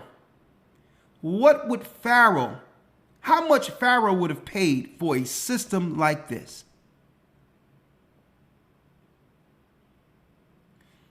Let me tell you, folks, if they had this, I don't know if, guess what? They would have probably came closer to getting Moses.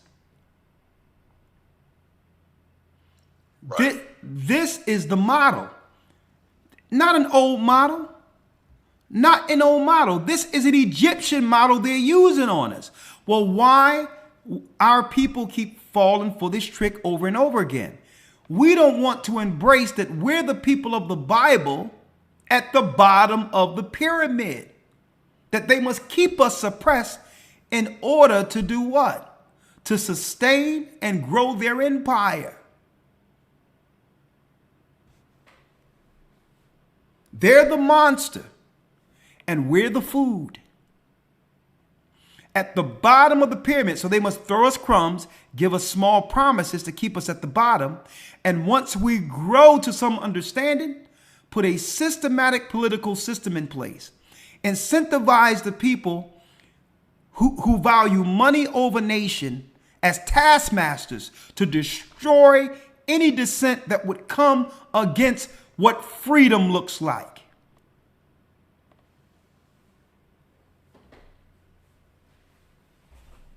I need y'all to check this out. They put it right in our face.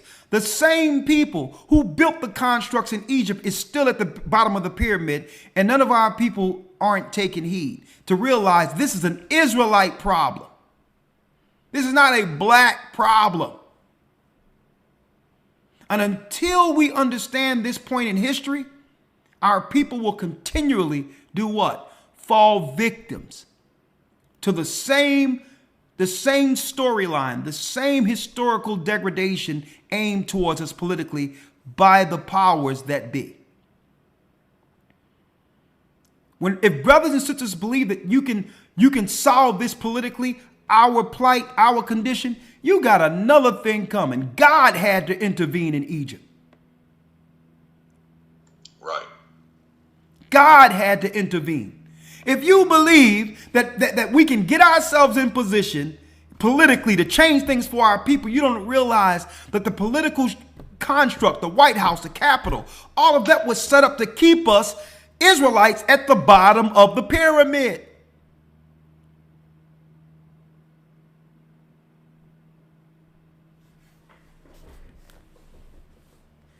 There's no hope in this.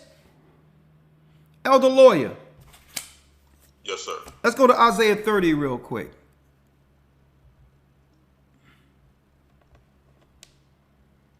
Isaiah 30, please. 1 second. And you got all these other guys out there talking this. Let me tell you. You know what? And guess what? I'm going to tell you this. I'm not anti-reparations. If I believe, let me tell you, I'm going to tell you this. I'm not anti-reparations at all. I'm for anything that brings forth equity and judgment for people who have built this country. If not, I'm going to tell you, if not for more than just the model it would actually represent to help our other brothers who have suffered by the imperialists all throughout the earth, the colonizers and destroyers. Just to do that as the model so that our other brothers could do what? Follow suit to a degree where they wouldn't have to flee for refuge,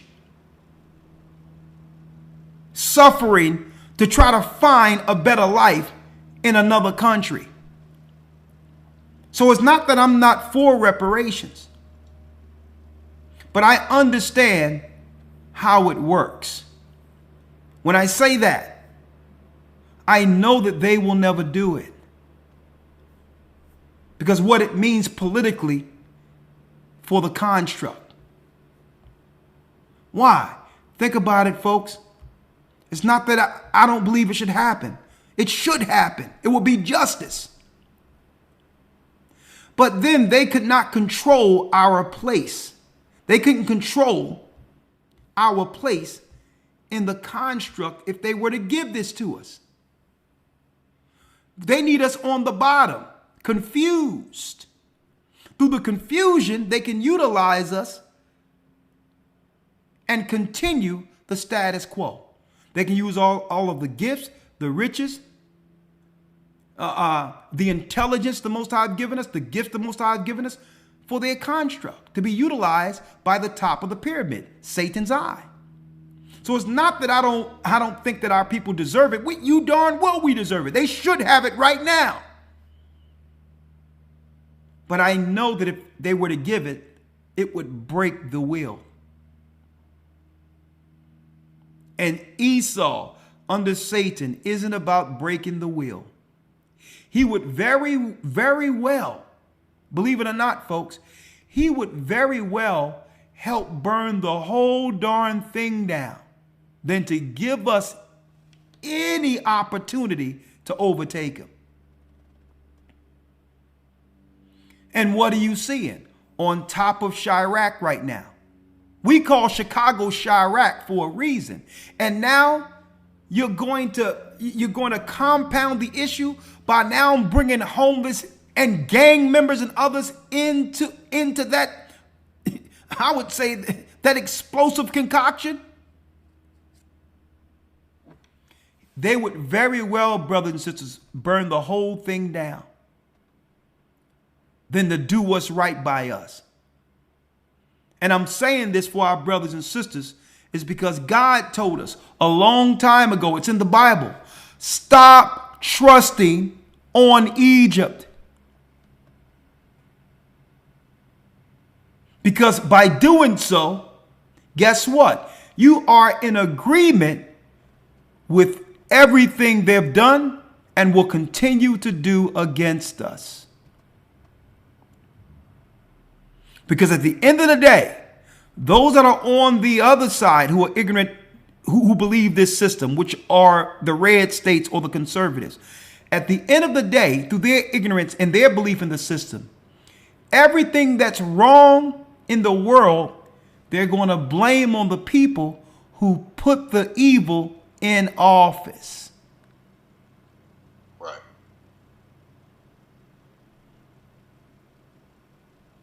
Because they're looking at this thing logically and saying, who in their right mind would vote to have a man with a wig or whatever the case is have rights equally as a regular woman if he identifies as that? They're looking at it logically and saying, how can we trust these people to guide anything politically when this is what they're voting for?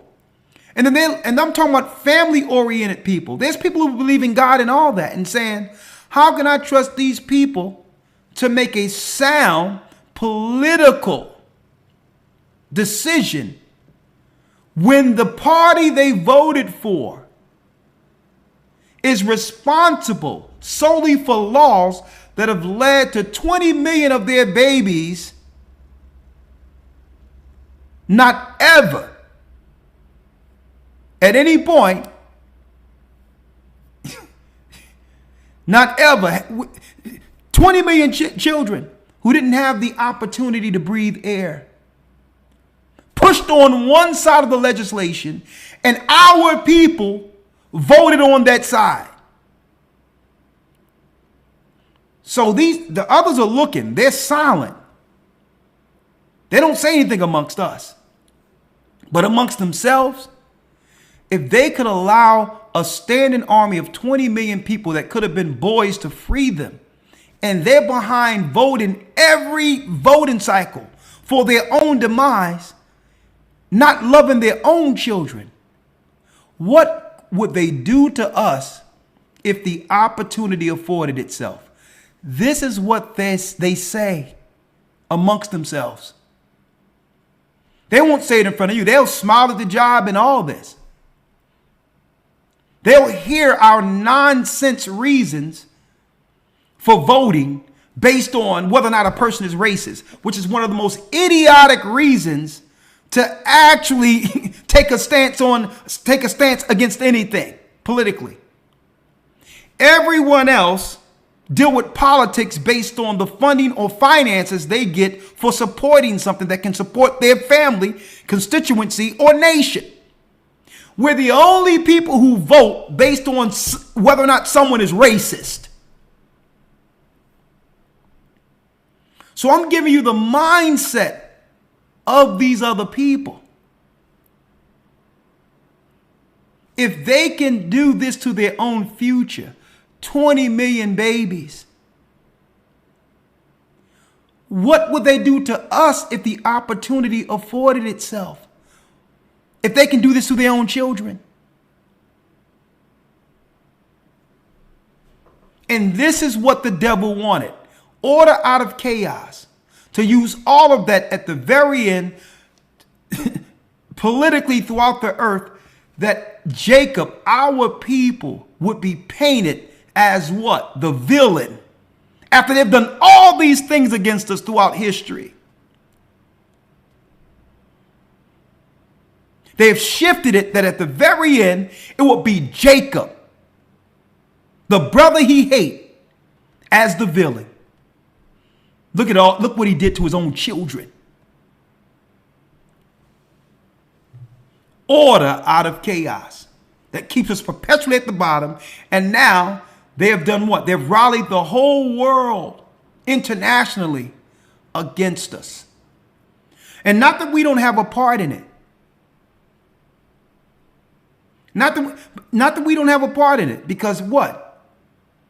You have some of our people who are ignorant who are willing to give them the fuel by operating outside of righteousness. Elder Lawyer, Isaiah 30. Hold on, let's get it. Let me get it here. Yes, sir. Let me grab it.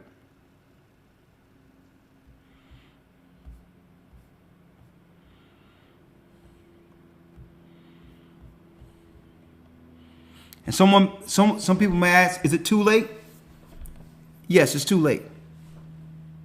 It's too late. There's nothing we can do. If there was any opportunity politically to uphold our stronghold within America, that window closed in the last election. That window totally closed in the last election. I'm going to tell you that right now. It totally closed. And how do you know this? And I watched it. When Ice Cube came with a plan for Black America, not to say that he's some prophet or whatever the case is. Not to say that that was the all to end all according to legislation. It wasn't really about what his plan was. It showed the outright hypocrisy of the political system. It showed the outright hypocrisy. Trump racist. With Biden with an opportunity with Kamala Harris to show that they are what? Different. It showed the hypocrisy of the whole system. That was their opportunity to show that they weren't Donald Trump. A plan for Black America. We're going to sit down with a plan for Black America. And before we shape legislation for anybody, we're going to go on record that we're going to execute, if not all, some parts of this plan to show that we respect the constituency who have always kept us in office. And you know what they did? They treated him like a boy. And then they got our own women, not their women, our own women to publicly oppose it. At that point, I said, you know what? This is exactly what was needed. And if our people can't see that there's no strength for us, no place for us in this political system after this, and that these people care for everyone else outside of us, guess what? Then you get the pill, you swallow the pill you've agreed to take. You can scream at City Hall, town meetings, whatever the case is. Understand the writing was on the wall, and guess what? You took the bait. Let's read Isaiah 30 and let's read 1. Let's read it. Come on. Yes, sir. Isaiah 30, verse number 1. Woe to the rebellious children, saith the Lord, that take counsel, but not of me, and that cover with a covering, but not of my spirit, that they may add sin to sin. And you notice it says rebellious. We know the right thing to do, but always choose to do what? Rebel. We know the right thing, but always choose what? To fight. And then when it comes to fighting, we don't fight who we should fight. We don't fight the real fight. We fight amongst each other.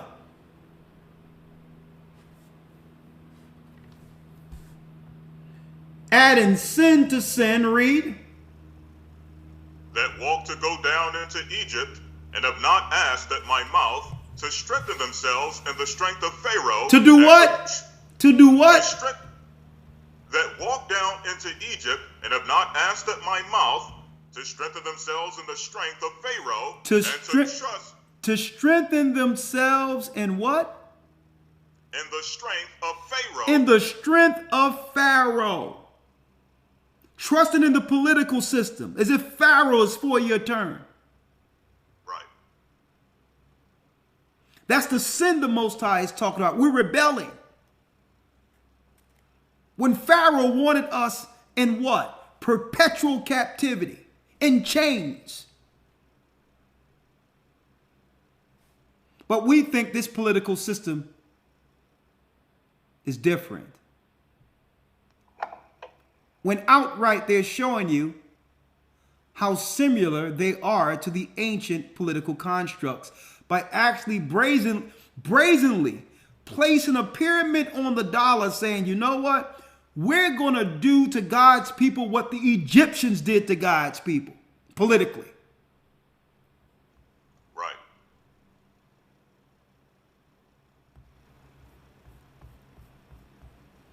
Read on, Elder Lawyer. Yes, sir. Verse number 3. Therefore shall the strength of Pharaoh be your shame, and the trust in the shadow of Egypt your confusion. Look at that. Order out of chaos is what they do. And the Most High says, since you trust in the all-seeing eye, the order out of chaos. Therefore shall the strength of Pharaoh, the president you trust in, be your own shame. You're going to have to tell everybody out there that you politically was behind a guy who can't even walk up a flight of steps. That's going to be your shame. You're going to have to tell everyone that don't try to switch sides now. The same guy you believed in going to be your shame. Everything you thought he would be for, when it comes to you as a constituency, he would do the reverse. We're voting believing that he's going to help us. And every legislation they've shaped was to hurt us. Everything they've done since that office was to hurt us.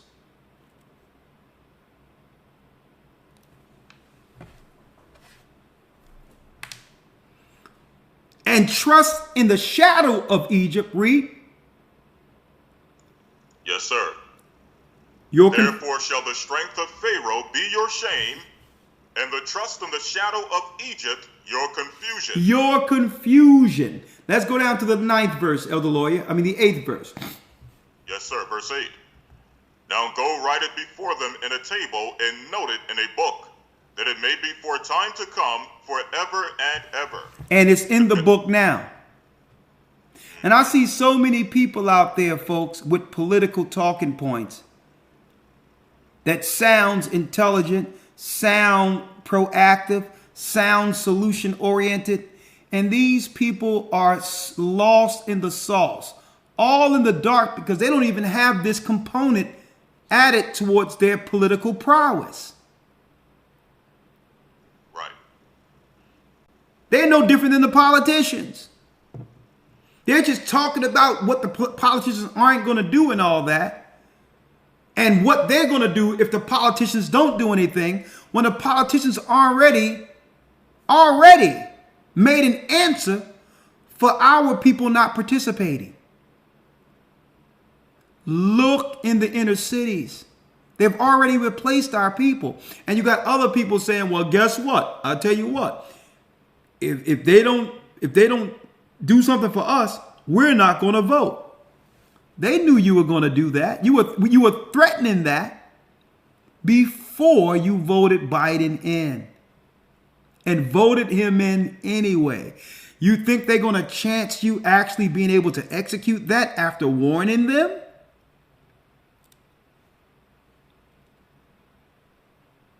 You was threatening you're not going to deal with the polls. But you went to the polls when you should have acted instead of threatening. So now, those that are talking, the Umar Johnson guy who still, there's no school nowhere, but he's a meme at this point. And the only thing he do is use the political talking points to say run some money, and he never built anything. Okay. Now there's some others out there that are to be respected with their political prowess, that I don't believe in a lot of their religious views, but a lot of their political views are on point, that I've listened to and said, you know what? A lot of what they say falls in line with how our people in ancient times politically dealt with the establishment, with the interests of our people first.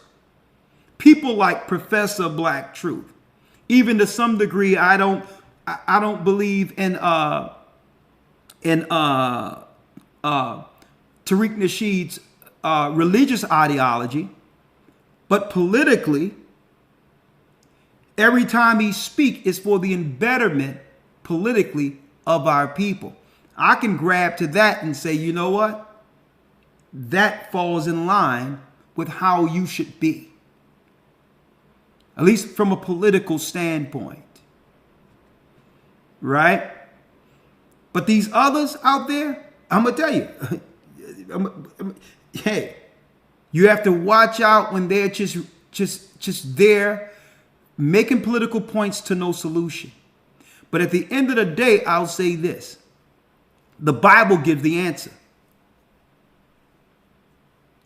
It says, now go write it before thee in a table. We're reading it right now. That table is the Bible. Right? Now, someone says Tariq is hustling. I I'm not into him like that as far as find out what he's doing with his money and all those other things. All right. As far as I'm concerned, a just weight for a just measure. As long as you produce what you said you're going to produce, then that's okay if the people is going to purchase it. I can't say he's not stealing from no one. I can tell you that. I don't agree with everything with anyone. I agree with God. But I'm not going to throw any negative aspersions his way when one thing I do know about him, anything he said he was going to offer, he produced. Okay, so I can say that about him. Now, if he said he was going to do something and didn't do it, then like the other guy running around talking about a school for boys since 2009, then I would agree with that. But the Bible says a just weight for a just measure. If someone is working and producing and is giving the people what they're actually paying for, you can't claim that that's stealing or anything wrong with that. It's called just weight for just measure. Okay? The Bible says Isaiah 38. Let's read it. Yes, sir. The book of Isaiah, chapter 30, verse number 8. Read on. Now go, write it before them in a table and note it in a book, that it may be for time to come forever and ever. That this is a rebellious people, lying children that will not hear the law of the Lord. That's the point. People that will not hear the law of the Lord. Every time, folks, we trust in the political systems, they promise us something, and then after that, they change the game. Every time. Oh yeah, Abraham Lincoln, the Civil War, Abraham Lincoln freed the slaves. Don't you know there was already planning to reconstruct, brothers and sisters, the model of slavery, knowing that they could not sustain that model. We were overpopulating. We were growing beyond their control, just like in Egypt. So at that time, they were seeking to do what? To change the model anyway. Okay? They just had to shape it in a way that makes you believe that it was somebody, one of them, a knight in shining armor on a white horse coming to save the old lowly black slaves. Folks, that model was done by the time they drafted the Emancipation Proclamation. Folks, if anything, guess what? Let me tell you, the South was kicking their behind.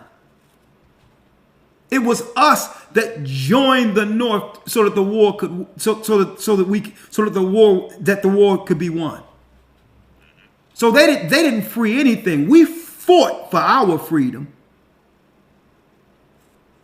We fought. Our forefathers, that's right, shed blood for our freedom. We would have been free whether they drafted the Emancipation Proclamation or not. And Esau wasn't going to allow it to be that way, so he had to draft it with this knight in shining armor, his historical thumbnail in history. We fought for our freedom. We would have been free whether they drafted that piece of paper, that crap, or not. We fought for our freedom. Right. But you will never hear that in history books. Okay? Right. If I could mention this real quickly, not to cut you off. They make it seem as if we were sitting passively on the side, watching two factions of white people fighting, one on the north, one on the south, and just waiting to see what the outcome was going to be. No. And that's just not the case at all. No. We fought. And guess what? The political construct already had a new model in place, understanding that we were multiplying beyond control in the South. Right. So that's why it came into what? After slavery, Reconstruction, and they had to go into the industrial age. because we were multiplying. So they had to change the model of slavery anyway. And on top of that, there was what? There was a condition already in the Constitution that's right, you're free, but if you are criminalized under a felony, you fall back under slave labor. So they just replaced the slave system with prison. They just changed the model, folks. So going back to politically here, lying children, children that will not hear the law of the Lord. Read. Verse 10, which say to the seers, see not, and to the prophets, prophesy not unto us right things, speak unto us smooth things, prophesy deceits. We don't want to hear about that Bible thing. We don't want to hear about this God who freed our people. Lie to us. Tell us what we want to hear. Lie to us. See? Lie to us. And that's why you have these pimp preachers out there. Guys running around, again, talking about he going to build something. Ain't build nothing, but continue to blow smoke up people's behind.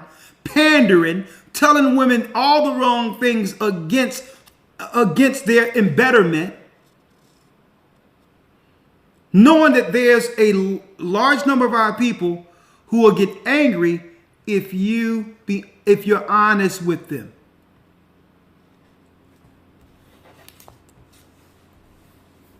You can't even be honest to our people or say what you really think without someone getting offended or becoming an enemy for telling them the truth. This is why that's why no one liked the prophets. They hated Christ because of this. Everyone is used to being lied to. They hated Christ because Christ was truth. See, and why people hate truth so, Elder Lawyer? You know why? Because truth means that what? Truth means, which is absolute. Truth means if you're shining a light on what I am and it's the truth, and I accept that, knowing it's right, then guess what? I have to change. See, if I live in my delusion and have others confirm my delusion, then I'm fine the way God made me. See, I can justify my current state at the bottom without ambition, without the propensity to achieve, because I can make up this whole thing about myself. The delusion, and I'm willing to pay somebody to keep me in delusional land. And that's what the Bible is talking about. You tell the truth, people start saying you a hater, you this, that, and the other. You used to be this way, I don't know. No. Which say to the seers, see not. Don't tell us the truth. Read. And to the prophets, prophesy not unto us right things. Don't tell us what's right. Don't tell us about this God. Read. Speak unto us smooth things. Prophesy deceits. Prophesy deceit. Read. Verse 11. Get you out of the way. Turn aside out of the path.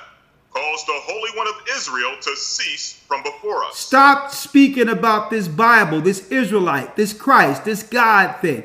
Get out of here. Get out of the way. This is what our people are saying. Tell us lies. I mean, tell us lies.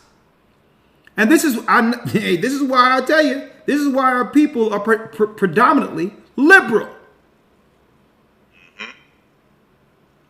Liberal in their minds.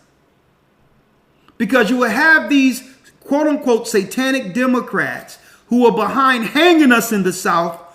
Yes, right. Initially, look back at it. It wasn't the Republicans hanging us. And they have found the secret sauce for our people. Lie to them. They have studied us in this Bible and they said, you know what? These people don't want to hear the truth. They want to hear lies. So you know what we'll do? We'll lie to them, and they'll vote for us over and over again while we kill, not while we kill, while we shape legislation that will eventually eradicate them.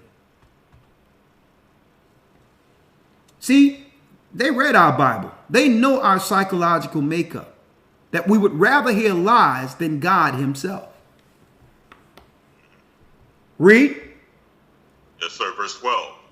Wherefore thus saith the Holy One of Israel, because ye despise this word, and trust in oppression and perverseness. And what?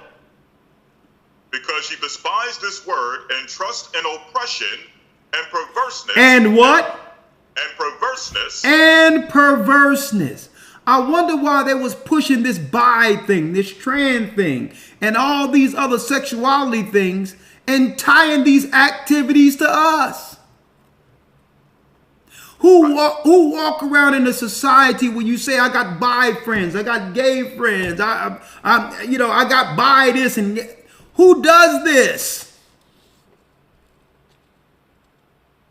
Who runs around with a guy plaiting hair and you sit next to a full guy, in woman's regalia at a salon, conversating as if that's a sister? Brothers walking around, then you walking around operating with other men, looking at other men saying, yeah, check out his shoulders. I'm like, what? A grown man over 6 feet, guns like The Rock, talking about, with a wig on, talking about go on girl. Folks, we have to stop blaming everything on the Gentiles. The Bible says that we trust in oppression and perverseness. We grew up with these little stories, these stories about the creepy little uncle that no one ever does anything about. And you can't blame the white man on that.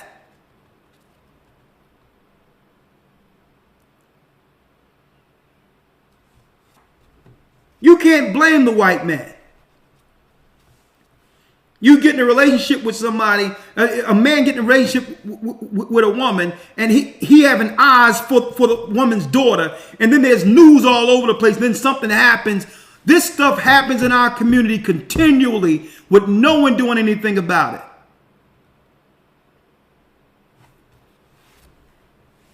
And the politicians, especially the liberals, are saying, hey, we like this. Because with this activity unchecked or incentivized, we can progress Satan's agenda. Right.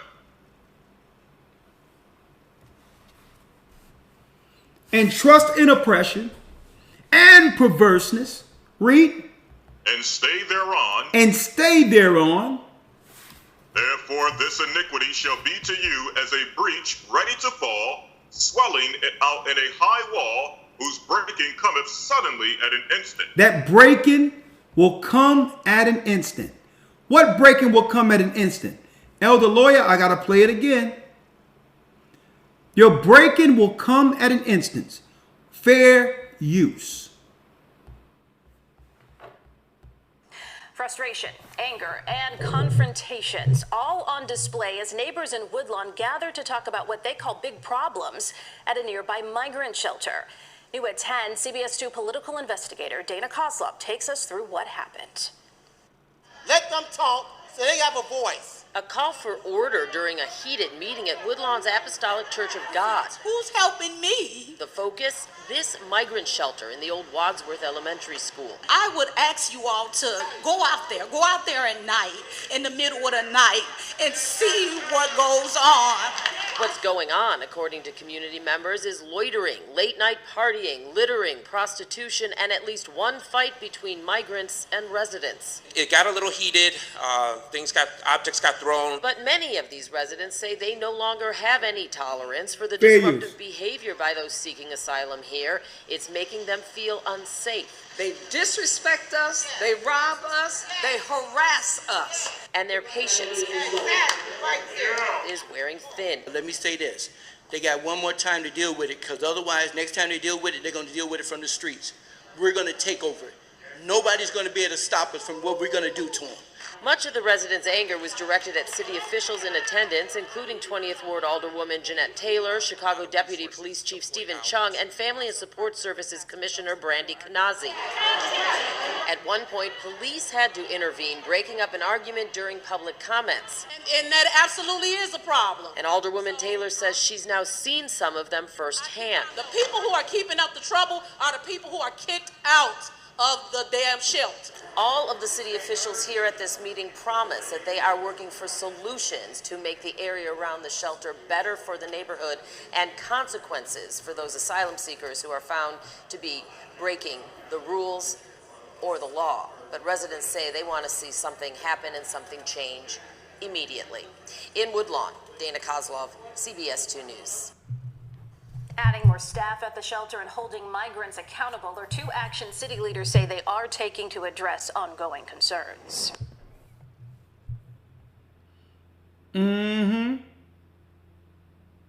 Elder, read that last piece again. Yes, sir. Verse number 13. Therefore this iniquity shall be to you as a breach ready to fall, swelling out in a high wall, whose breach cometh sudden, or whose breaking cometh suddenly at an instant. At an instant, read. And he shall break it as the breaking of a potter's vessel that is broken in pieces. He shall not spare, so that there shall not be found in the bursting of it a sure to take fire from the hearth, or to take water with awe out of the pit. Read. Verse 15. For thus saith the Lord God, the Holy One of Israel, in returning and rest shall ye be saved. In quietness and in confidence shall be your strength, and ye would not. Listen, Christ, the Most High even came with the solution here. That Israel, we've tried it our way. We've tried it the political way, and we're still living, getting crushed at the bottom of the pyramid. For thus saith the Lord God, the Holy One of Israel, in returning and rest, in returning, if you return and rest, shall ye be saved. He said, aren't you tired of being oppressed? You're doing it the political way under Pharaoh, and they're killing you. They're replacing you. In quietness and in confidence shall be your strength, and ye would not. You still refuse to come back to the God who said all of this was going to happen. And now you're frustrated, hollering and screaming at city council. This ain't right. Folks, all is fair when it comes to Gentiles in love and war. They're looking at you like this ain't right. You can't see what this is. You can't see what this is. This is a takeover. We've destroyed your families, have separated the man from the woman, have given the woman what? More access so that the man can stay at the bottom, have dealt with the eugenics program that have targeted children from the womb, and now there's no male presence or representation or a standing army to protect the community from what we have allowed over the borders. And I have other videos. I can't even play it right now because I'll wait till Friday to play these. But I'll tell you this right now. They're not just letting anyone over the borders, folks. If you want to talk about people coming up missing and all these other things that only Colombia and Mexico and other countries had to worry about, it's coming at a neighborhood near you.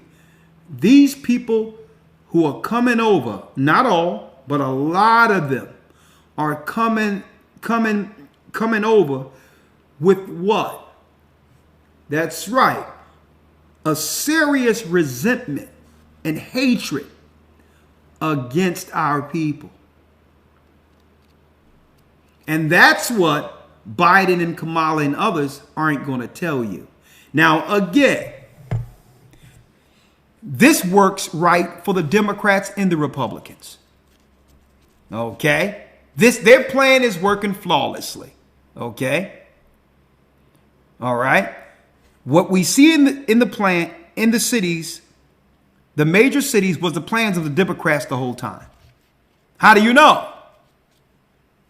Because those particular cities have always for decades been under Democrat control. There was no Republicans mayors over these big cities to stop certain legislation from getting passed.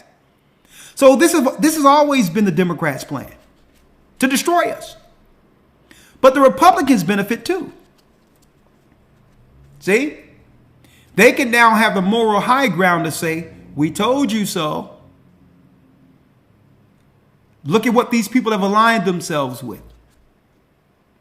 And because of that, we're going to hire their replacements for pennies on a dollar.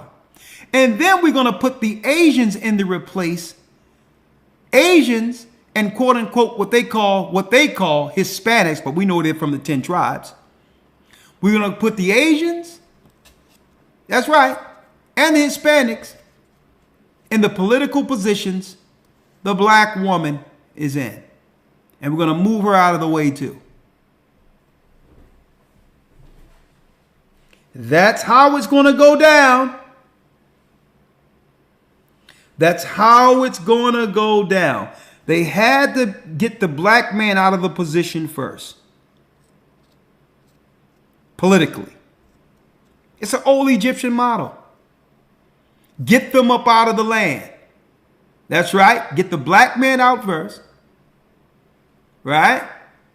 You put the weaker vessel in position and have her, that's right, go full corporate for what? Pharaoh. And then at that point, once she get everyone to vote, everyone in position, all of the money now will go towards getting her out the paint. And now we'll realize what the Most High said it was from the beginning. It's not man against woman, woman against man. We're in this together. We're in this together. Welcome to the war. Are we going to die together, or are we going to finally get on the same page as a people?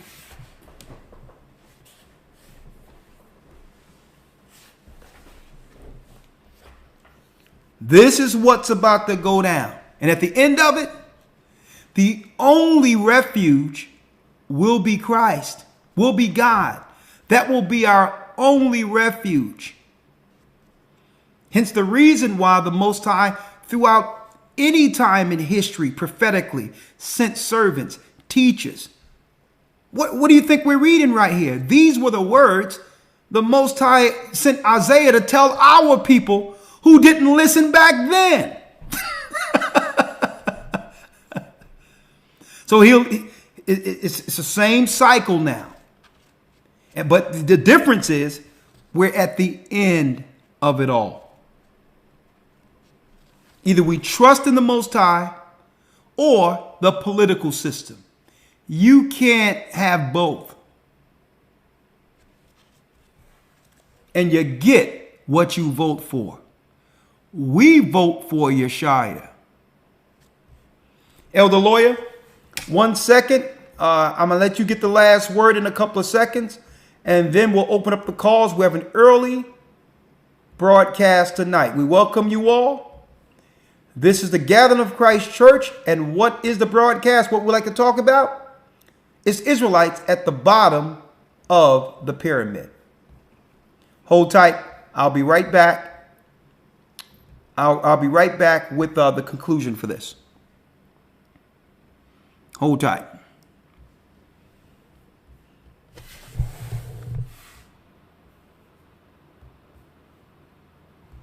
The Bible. Is it hard to understand? When it comes to reading the Bible, the first thing that comes to mind is the fact that this is the Word of God. The seals have been broken, and the truth is here. And when we go throughout the scriptures, when we go throughout extra-biblical records, we find that the language that God employed, that he used to create the heavens and the earth, was the Hebrew language. Christ said, I came for the lost sheep of the house of Israel. But yet no one, no religious leader, no religious church out here anywhere can now identify the 12 tribes of Israel. Can we? God is quite simple, but it seems as if man makes understanding him hard. What are those mysteries? The truth of your book. And the truth will make you free. The Hebrew and Bible Academy. You're invited.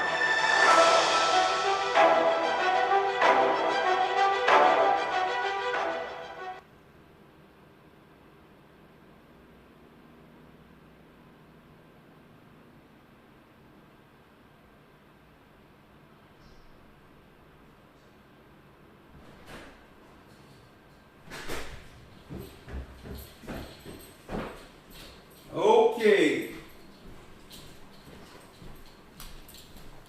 Here we go. Yes. All right. Elder Lawyer, you with me? Yes, sir. Okay. If anything you have to say, I'm about to open up the lines. We have an early night tonight. And, yeah, we got about 30 minutes on the calls, but I'll let you get the last word. What you have to say, if anything, it's all yours. Yes, sir, absolutely. In tandem to what you were saying as far as basically there's nothing new under the sun. The same exact methods that the enemy has used in times past to do the 1-2 switcheroo and convince our people to go right only to switch left and have all types of agendas against us as we're going right or whatever the case may be.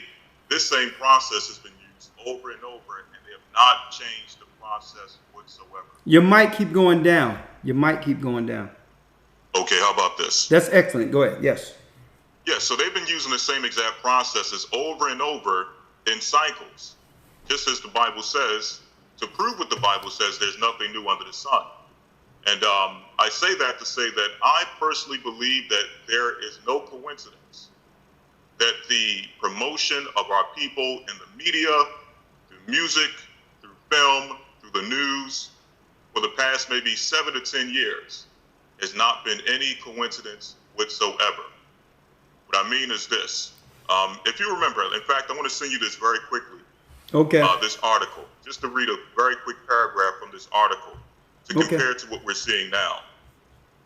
Okay. How our people are being promoted. Let me see if I can. Send it real quick through Skype. Yes, sir. I'm trying to find you here. Close that. All right, there we go. You Skyped it? Yes, sir. I sent it over. Okay. Thank you. One moment. Copy. All right.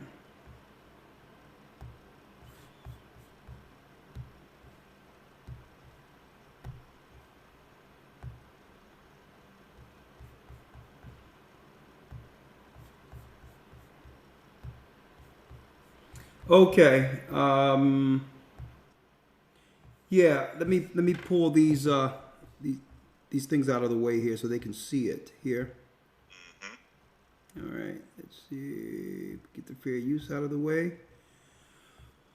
All right. So what are we looking at here?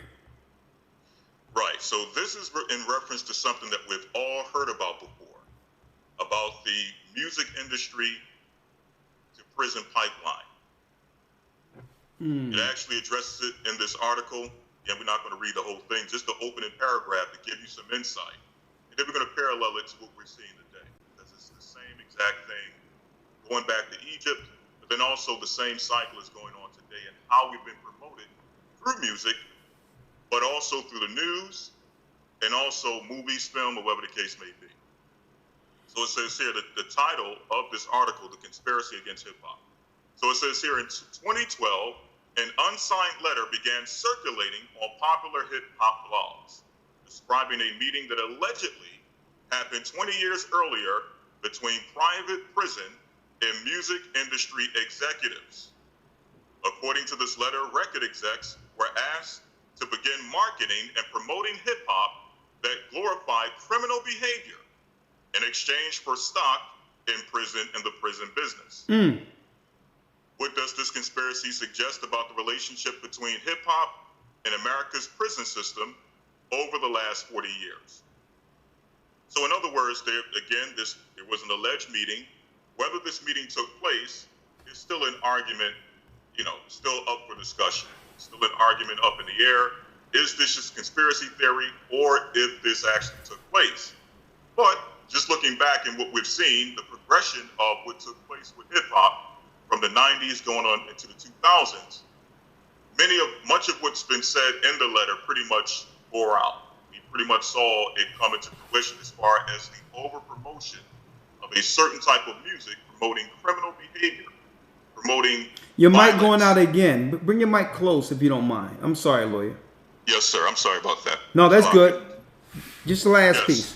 Go ahead. Yes, sir. So we have kind of seen the fruition. Basically, the idea that was put forward with this art or this letter that was put out there was that there was this conversation that took place between those who had investments in private prisons and record executives, telling record executives to promote a specific type of music, or only to sign a specific type of artist to promote a specific type of music that promoted over-sexuality, ultra-violent behavior, drug use, drug dealing, any type of degenerate behavior you can think of.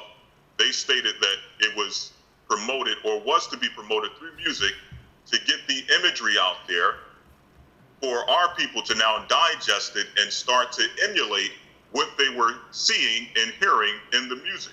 So if the music said to be ultra-violent, because being ultra-violent, that's what makes you popular, that's what makes you a man, being a thug is the thing, being a drug dealer is the thing, our people would emulate that, but in the process, unlike the music video, which is just a video, or the movie, which is just a movie, or the song, which is just a song, the person who actually emulated this activity had to deal with real consequences, which is prison. So now, paralleling that to today, for the past decade, we've seen this over-promotion of ultra-sexualization of our people, ultra-violence amongst our people, drug use amongst our people, so on and so forth. And it's been coming through the music. It's a certain type of music that's been promoted for the past decade, drill music, so on and so forth, amongst the young men, amongst the young women. You got music promoting over-sexualization of the woman, so on and so forth. And for the people from the outside looking in, they're looking at our people and saying that these people are degenerate. This is a degenerate people. They're looking at the news, and every time you turn on the news, I turn on the news from time to time in the morning just to see what's going on in the city. And all you hear about is violence in the city of Philadelphia, murder in the city of Philadelphia, violence in the city of New York, violence in the city of Chicago. And again, from the outside looking in, the people are looking and saying that this is a degenerate, bestial people. Something needs to be done about what's going on within these cities, within the inner cities. These people need to be essentially removed because they are a part of the problem. They are destroying their communities. They're committing crimes. They're selling drugs. They're using drugs. They're harming each other. They're harming their women, so on and so forth. And you see this imagery pumped in a cycle through the news, through the movies, through the music, And now people are saying within themselves, or people are saying in these conversations, politically and otherwise, that these people something needs to be done about what's going on in these cities. And ultimately, I believe personally, already had this in tow before these conversations even came up. Before these people were pumped into the city, before these people were immigrated into the city, I believe going back a decade ago, they started promoting a certain, a certain type of music, a certain type of imagery amongst our people. They already had this plan in tow, knowing that eventually the outcry would be so great within these cities that people would be asking for a solution to the problem within the city. And the solution would be simply to replace the people in the city, because they are the people responsible for destroying the city. They're the ones responsible for the murders in the city. They're responsible for all that's going wrong within the city. Mm-hmm. Now, again, the solution is to replace them. No different than what they did back in the day with promoting the drug use and drug dealing in the music. Now we got to come up with a solution, because now we're seeing this play out in our communities. What's the solution? Put them in prison. Now the solution is they must be replaced. So the answer to the question is, how long will you simple ones love simplicity? How long are we going to fall for the same exact thing over and over again? And it's bearing out, and I feel sorry for our people, but as we mentioned, we fought to get every single thing that we're seeing right now. We were the people saying anything but Trump. Not that we believe in Trump, not that we cape for Trump, but when you put those words out there and say anything but this, and now you're seeing the result of that, you can't help but think that this is what our people, this is what we fought for the past few years. This is what we were in the streets for. This is what we're marching for. This is what we're rioting for. This is what we're trying to get Trump out of office for, to replace him for what we're seeing now. So, again, how long will we love simplicity? How long will we trust in oppression and perverseness and stay there on? And the reality is that there is no political solution for this. There's no way out of this politically. We have to turn back to the Most High. And with that, Well, thank you, Elder Lawyer. And while you were speaking that, I actually pulled up a video to show that what appear to be our people in mass looting the GOCC shop in Los Angeles. Young men and women in a mall. And I know how this is going to go, because usually, just say, Elder Lawyer, if we as a people decided today, let's all come together, let's be on code with one another and stop this. Let's shut down the industry music of debauchery, of debaucherous behavior. Let's now bring back that old time love that we once had for one another. And above all, that respect and fear we had for God. You know what, Elder Lawyer, is deep. It's so far gone that it still wouldn't work. Why? And this is why. It's so far gone that it still wouldn't work. When they bring in replacements, when people make a political decision, they don't go back on their political decisions. So what they'll do is, even if we all got it together, they would put provocateurs who look like us, who are immigrants and migrants. And they would stage scenarios where they would be the looters and all that, so that the blowback would still come on our communities. So if we stop doing crime, it wouldn't matter, because they'll have provocateurs who would work to actually circumvent and undermine us for money. Right. Look at what was happening during the Black Lives Matters marches. It wasn't our people in tow burning stuff down. They had provocateurs at the end of the line stoking fires and all that, being blamed on innocent protesters. So don't forget, this is not a protesting thing that can go away. These are people who are here to stay now. So at any time, if our people try to do what's right, they would use these same people against our people politically to paint us in a negative light. So the only thing to do now, like you said, it's time to come under the hedge and just watch it go down. Be on the right side of this, be guided through these scriptures, get our houses in order, and get ready for the Babylonian bounce if need be. 515-605-9327. Let's call in. Let's call in. Okay, we only have 24 minutes for calls. So if you're going to get in now. 24 minutes, and that will conclude the broadcast. We started early today. Yeah, I kind of like this early broadcast. Oh yeah, I think we were doing this once before. We would start at 5, and then we moved it back and back. But we're gonna have to go back to our early broadcast. You're right. Sir. Let's do it.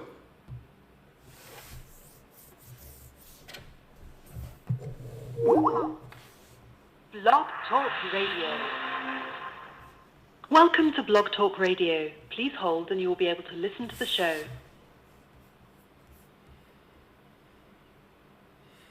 Unmuted. Elder Ricard here. They're doing the same thing, order out of chaos, and our people are in trouble. Our people are in trouble, okay? I think that's Elder Godich has chimed in there. Sir. Is that Godich? Yes, sir. How you doing? I'm doing well. Put headphones on. You know I tried to call you earlier. I just saw the missed calls, man. I'm sorry I missed your call. How you doing? I'm doing well. I'm in the midst of the broadcast. I'm here. I'm listening in. All right. Good. And Elder Lawyer, you heard what the brother said? The brother said outright that... One second. I'll let you come in and out on my end. 1 sec. Yeah, put headphones on. Hello? Yeah, put headphones on, Gaja. Yeah. Elder Lawyer, you heard the guy said at the city council meeting that if the politicians don't do something about the neighborhood, then the brothers are going to get together and use street justice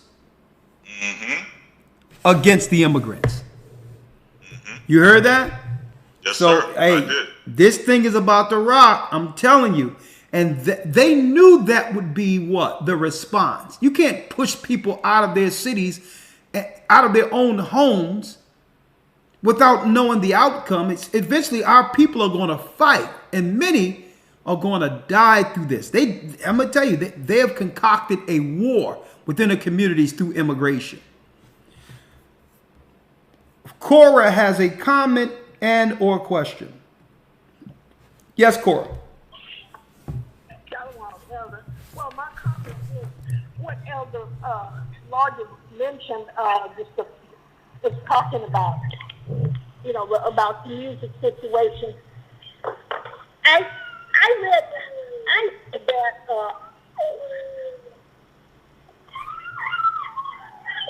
Okay, Cora, I'm going to put you on hold. Please get to a room where there's quiet so that we can have a smooth conversation. Okay, we only have limited calls, so go on hold. God, you heard the broadcast tonight, or you just came through? Can't hear you. I was listening before, yes. I was listening to the broadcast. Okay, well, if you want to chime in a couple of seconds, just let me get these phone calls out of the way. It's good to see you, young man.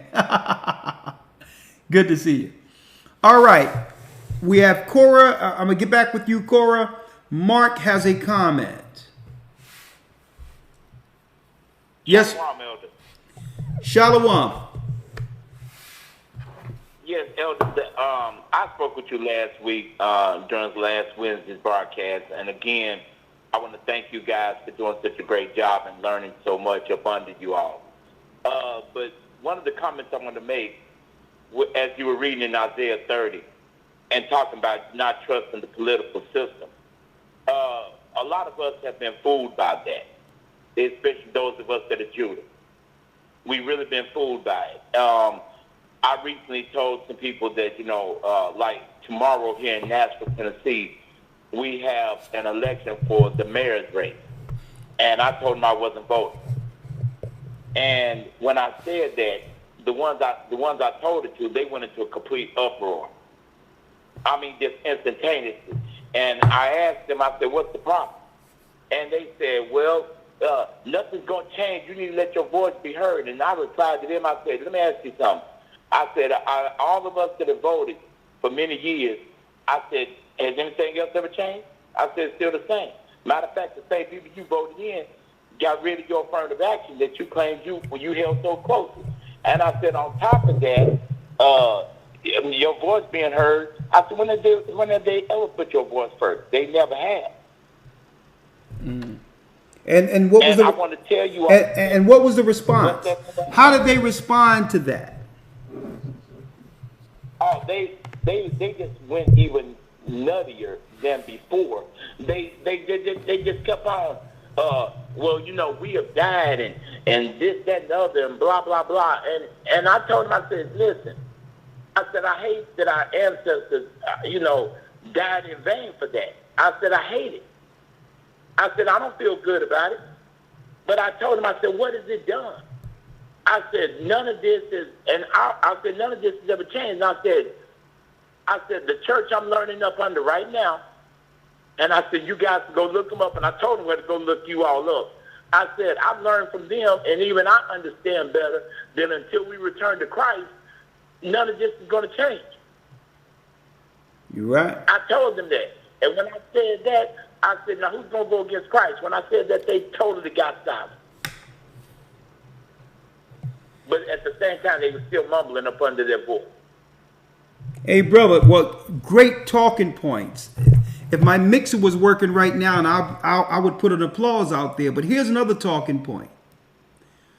That politically, as a Democrat, what are we aligning ourselves to? If you claim to believe in Christ and God, how can you in good earnest vote for a party that promotes immorality against the same God you claim to serve? So in order for me to vote, as a black man, I have to tie myself to the deletion of children. I have to tie myself to intersexual behavior. The right doesn't have to deal with that. They're coming off as the what? With the moral high ground, when once our people were the moral standard. So you mean to tell me I should be for a party that they have aligned me with getting rid of babies as well as intersexual and immoral behavior? You're telling me to vote for that? Go ahead. That's what people are believing, Elder, because they believe that these people are going to give us something. And they've never given us anything but a hard way to go, as my grandmother used to say. And so therefore, I can't get with it. I can't. Great point. And I'm not voting tomorrow. Great point, brother. Here's another point. Why should they give our people anything? When we've given them, listen. When we've given them everything, our vote for free. Why should they give us anything? It's the whole thing is this. It's like this, my brother. Right? If there's an instance where you had a product that you gave to someone else for nothing, but then I come down the line and you say, well, listen, this costs $50. And I'm going to be like, hold up. How can you charge me $50 for what you gave to that brother yesterday for free? Right. So the whole deal is, at the bottom line of this, listen, the politicians are looking at our people like they're crazy. Why? You've always given them political status for nothing. You voted Obama into office. He was a small millionaire. He was upward into the stratosphere after election. He became a multi-millionaire after the presidency. You made him a multi-millionaire and got nothing in return. Right. Listen, politics is what? Politics is a transaction. You do nothing without what? You do nothing without a return. I can understand why gay people are out there voting. I can understand why Asians are voting. I can understand why everyone else, because they get something immediately for their act in the political process. It's our people, folks, who are out there voting in a system that have not just haven't done anything for them, that has always destroyed them and conspired against them. Correct. Yes, sir. Well, thank you, my brother. I appreciate you. Yes, sir. And Elder, last week, one last thing, or two last things, real quick. One last thing, because I only got a few minutes. Okay, I'm sorry. I apologize. Last week when I called, I think I hung up too early before you all could get my information about wanting to be a candidate for baptism. Okay. Let me get it now. Hold on. I have it here. I have it here. 1 second. Yes, sir.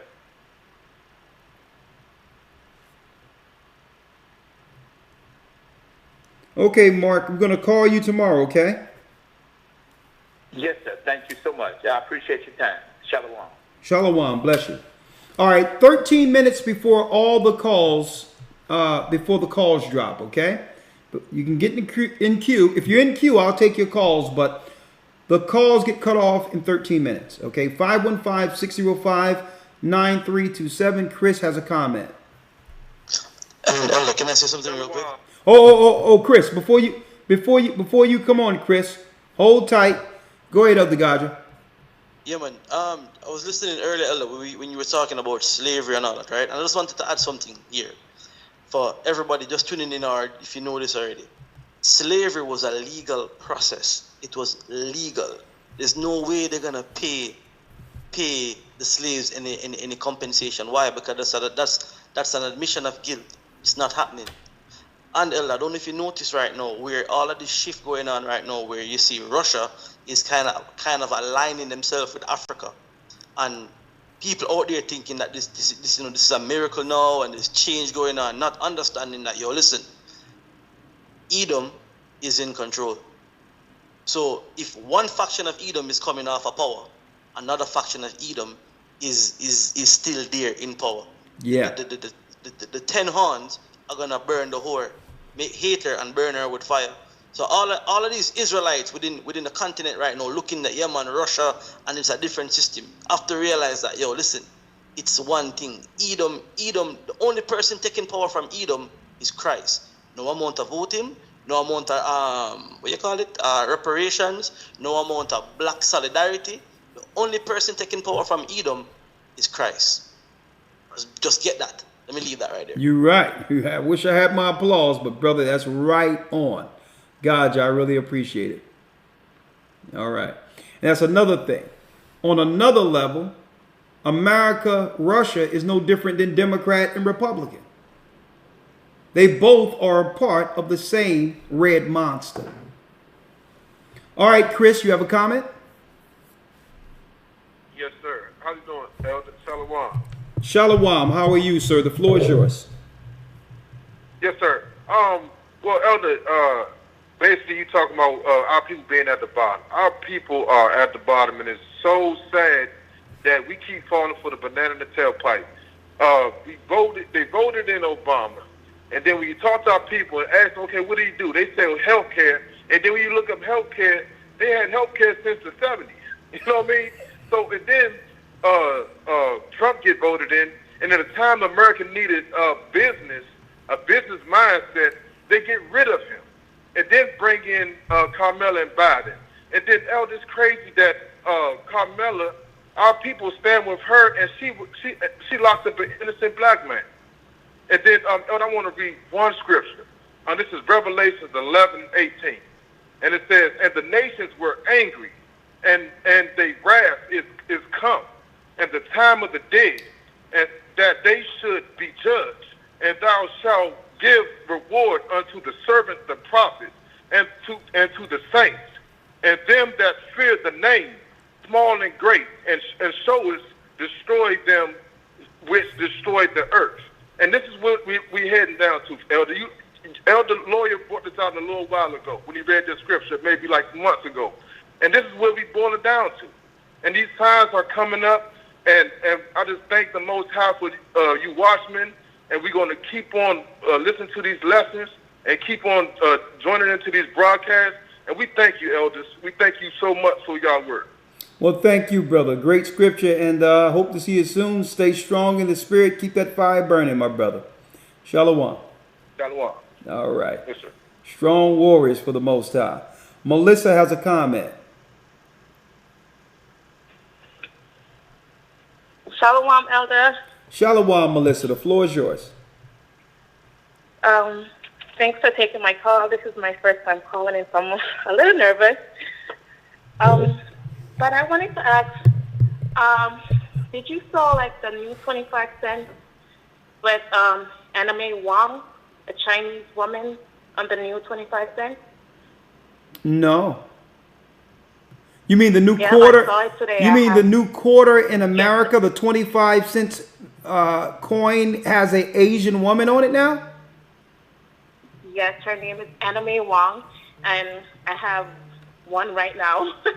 I was really shocked, knowing that we did so much for this country just for them to, I felt like a slap in the face when I saw it.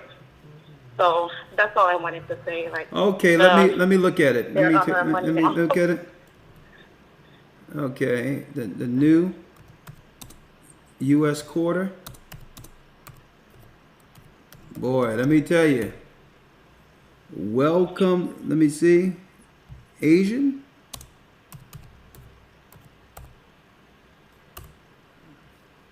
Actress Anna Mae Wong. And this is U.S. Mint tender money? Yes. Yes, it's in circulation. My sister worked at the store, and this is what they're giving out as change. Welcome to China? You can't make this up. For all the people who died for this country, and it's just a slap in the face just to have, I have nothing against Asians, but just to have somebody that, yep, that's her. This is amazing.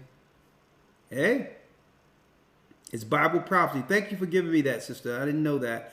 I'm going to look more into this, and I may bring this in one of my stories this coming Sunday. Deep. I appreciate it. Thanks for the heads up. Thank you. All right, bless you. That's a straight slap in our face. Kay has a comment.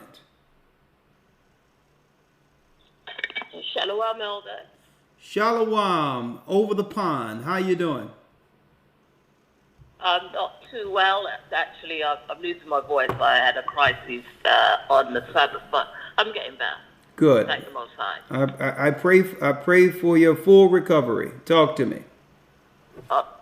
Thank you so much. It'll be very much appreciated. Anybody that prays for me, thank you. Sawada. So my comment is, it's a couple of things. Firstly, my parents were married before they had any children, and I decided to follow their example. I refused to have any children out of wedlock at all. So, as you were saying earlier, there is a shortage of good men. That's what the sisters keep saying. Well, if they hadn't aborted them before they had a chance to come into fruition, then there would be a load of good men in society. There's none now because the sisters have aborted them all. And so it's kind of like a catch-22 situation. They're crying for these good men. Where are they? Where are they? Well, you killed them all, to be honest. Well, that's that's a theory, but we're going to talk about this. We were going to do it week 7, but we moved it to week 8. The divide between man and woman.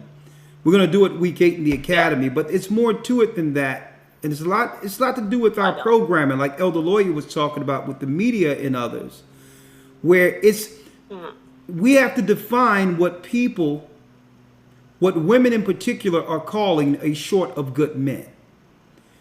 what's bearing out is that what's going on with the advent of media, social media in particular, that you have 80% of the women who are seeking to be with the top 20% of men. So it's not they can't find a good man.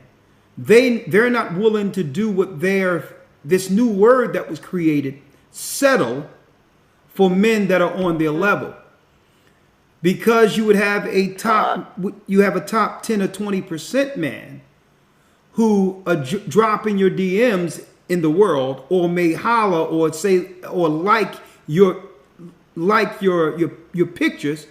A lot of women are believing that they can have access or one day be with that man, when a top 10 or 20% will just be with all of these women and not choose any of them.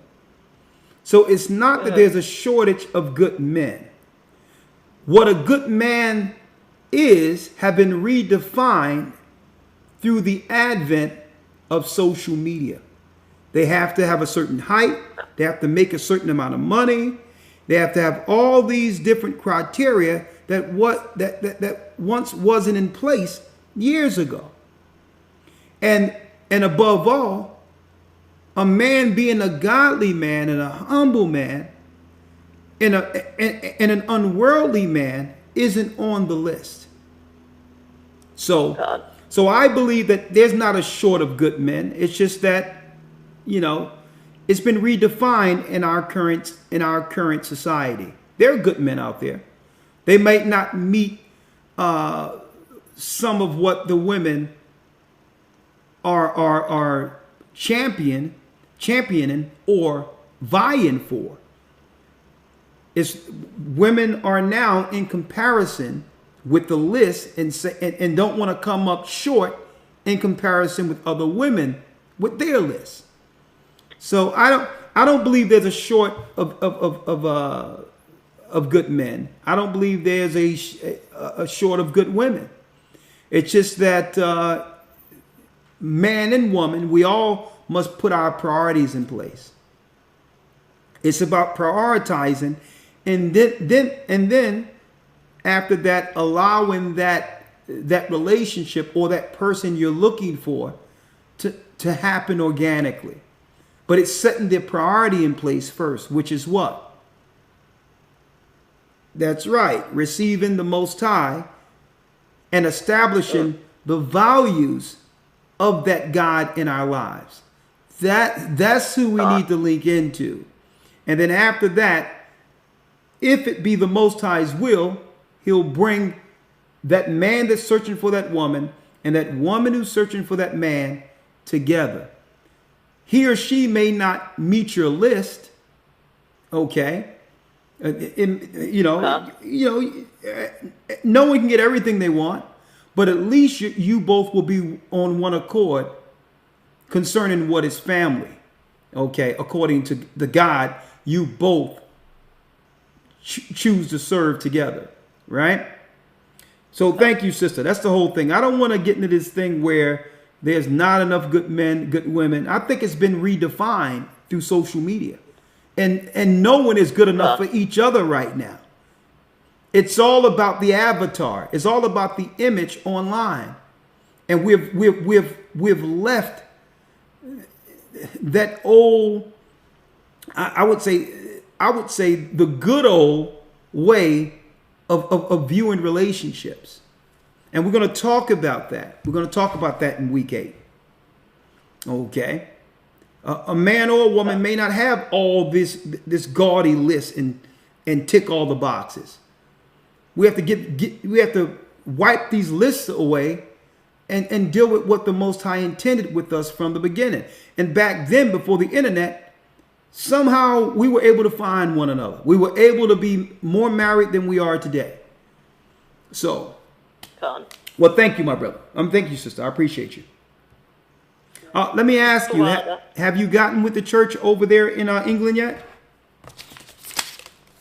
I'm still not able to. I did, as I said, I don't know if you remember, I did manage to go to the body in Jamaica when I was on holiday over there. Because the weather in the UK so unsettled, it does have a terrible effect on me. And I have no transportation, but I am still trying. Okay, well, I'm going to give you a number to guide you, and we'll work it out. We'll work it out for you, okay? Okay, Tawada. Blessings. God praise it. Yeah, blessings, and get well, okay? Get well. Shalom. All right. Yes, I will try. Shalom. All right. Leah has a comment. Shalom, Elder Rakashia. This is Sister Leah in Texas, and I really appreciate the lesson tonight because we're having a situation with, our candidates that run for school board. I'm the one that goes to the school board meetings, take notes and everything. And we had some candidates that were all black that ran for office this past election in May. And we didn't realize until the Wednesday before May the 6th that these people had given our candidates the wrong map so that they would go to the people that couldn't even vote for them. And we have written down about 50 things that we saw that were incorrect, just dirty, low-down things that they did to the candidates that we had no idea. They just kept unfolding, and we write it down. This would happen, that would happen. They have gone and got a law firm against us. They did this after the 2020 census. I started paying attention to a lot of data that they have on these websites and stuff. You better pay attention to that because they took the census, after the census, and they went and got a law firm, and they redistricted us, and we didn't even know it.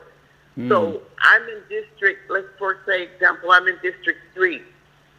And the woman that was, the black woman that was running for District 3, her name wasn't even on my ballot when I went to go vote for her.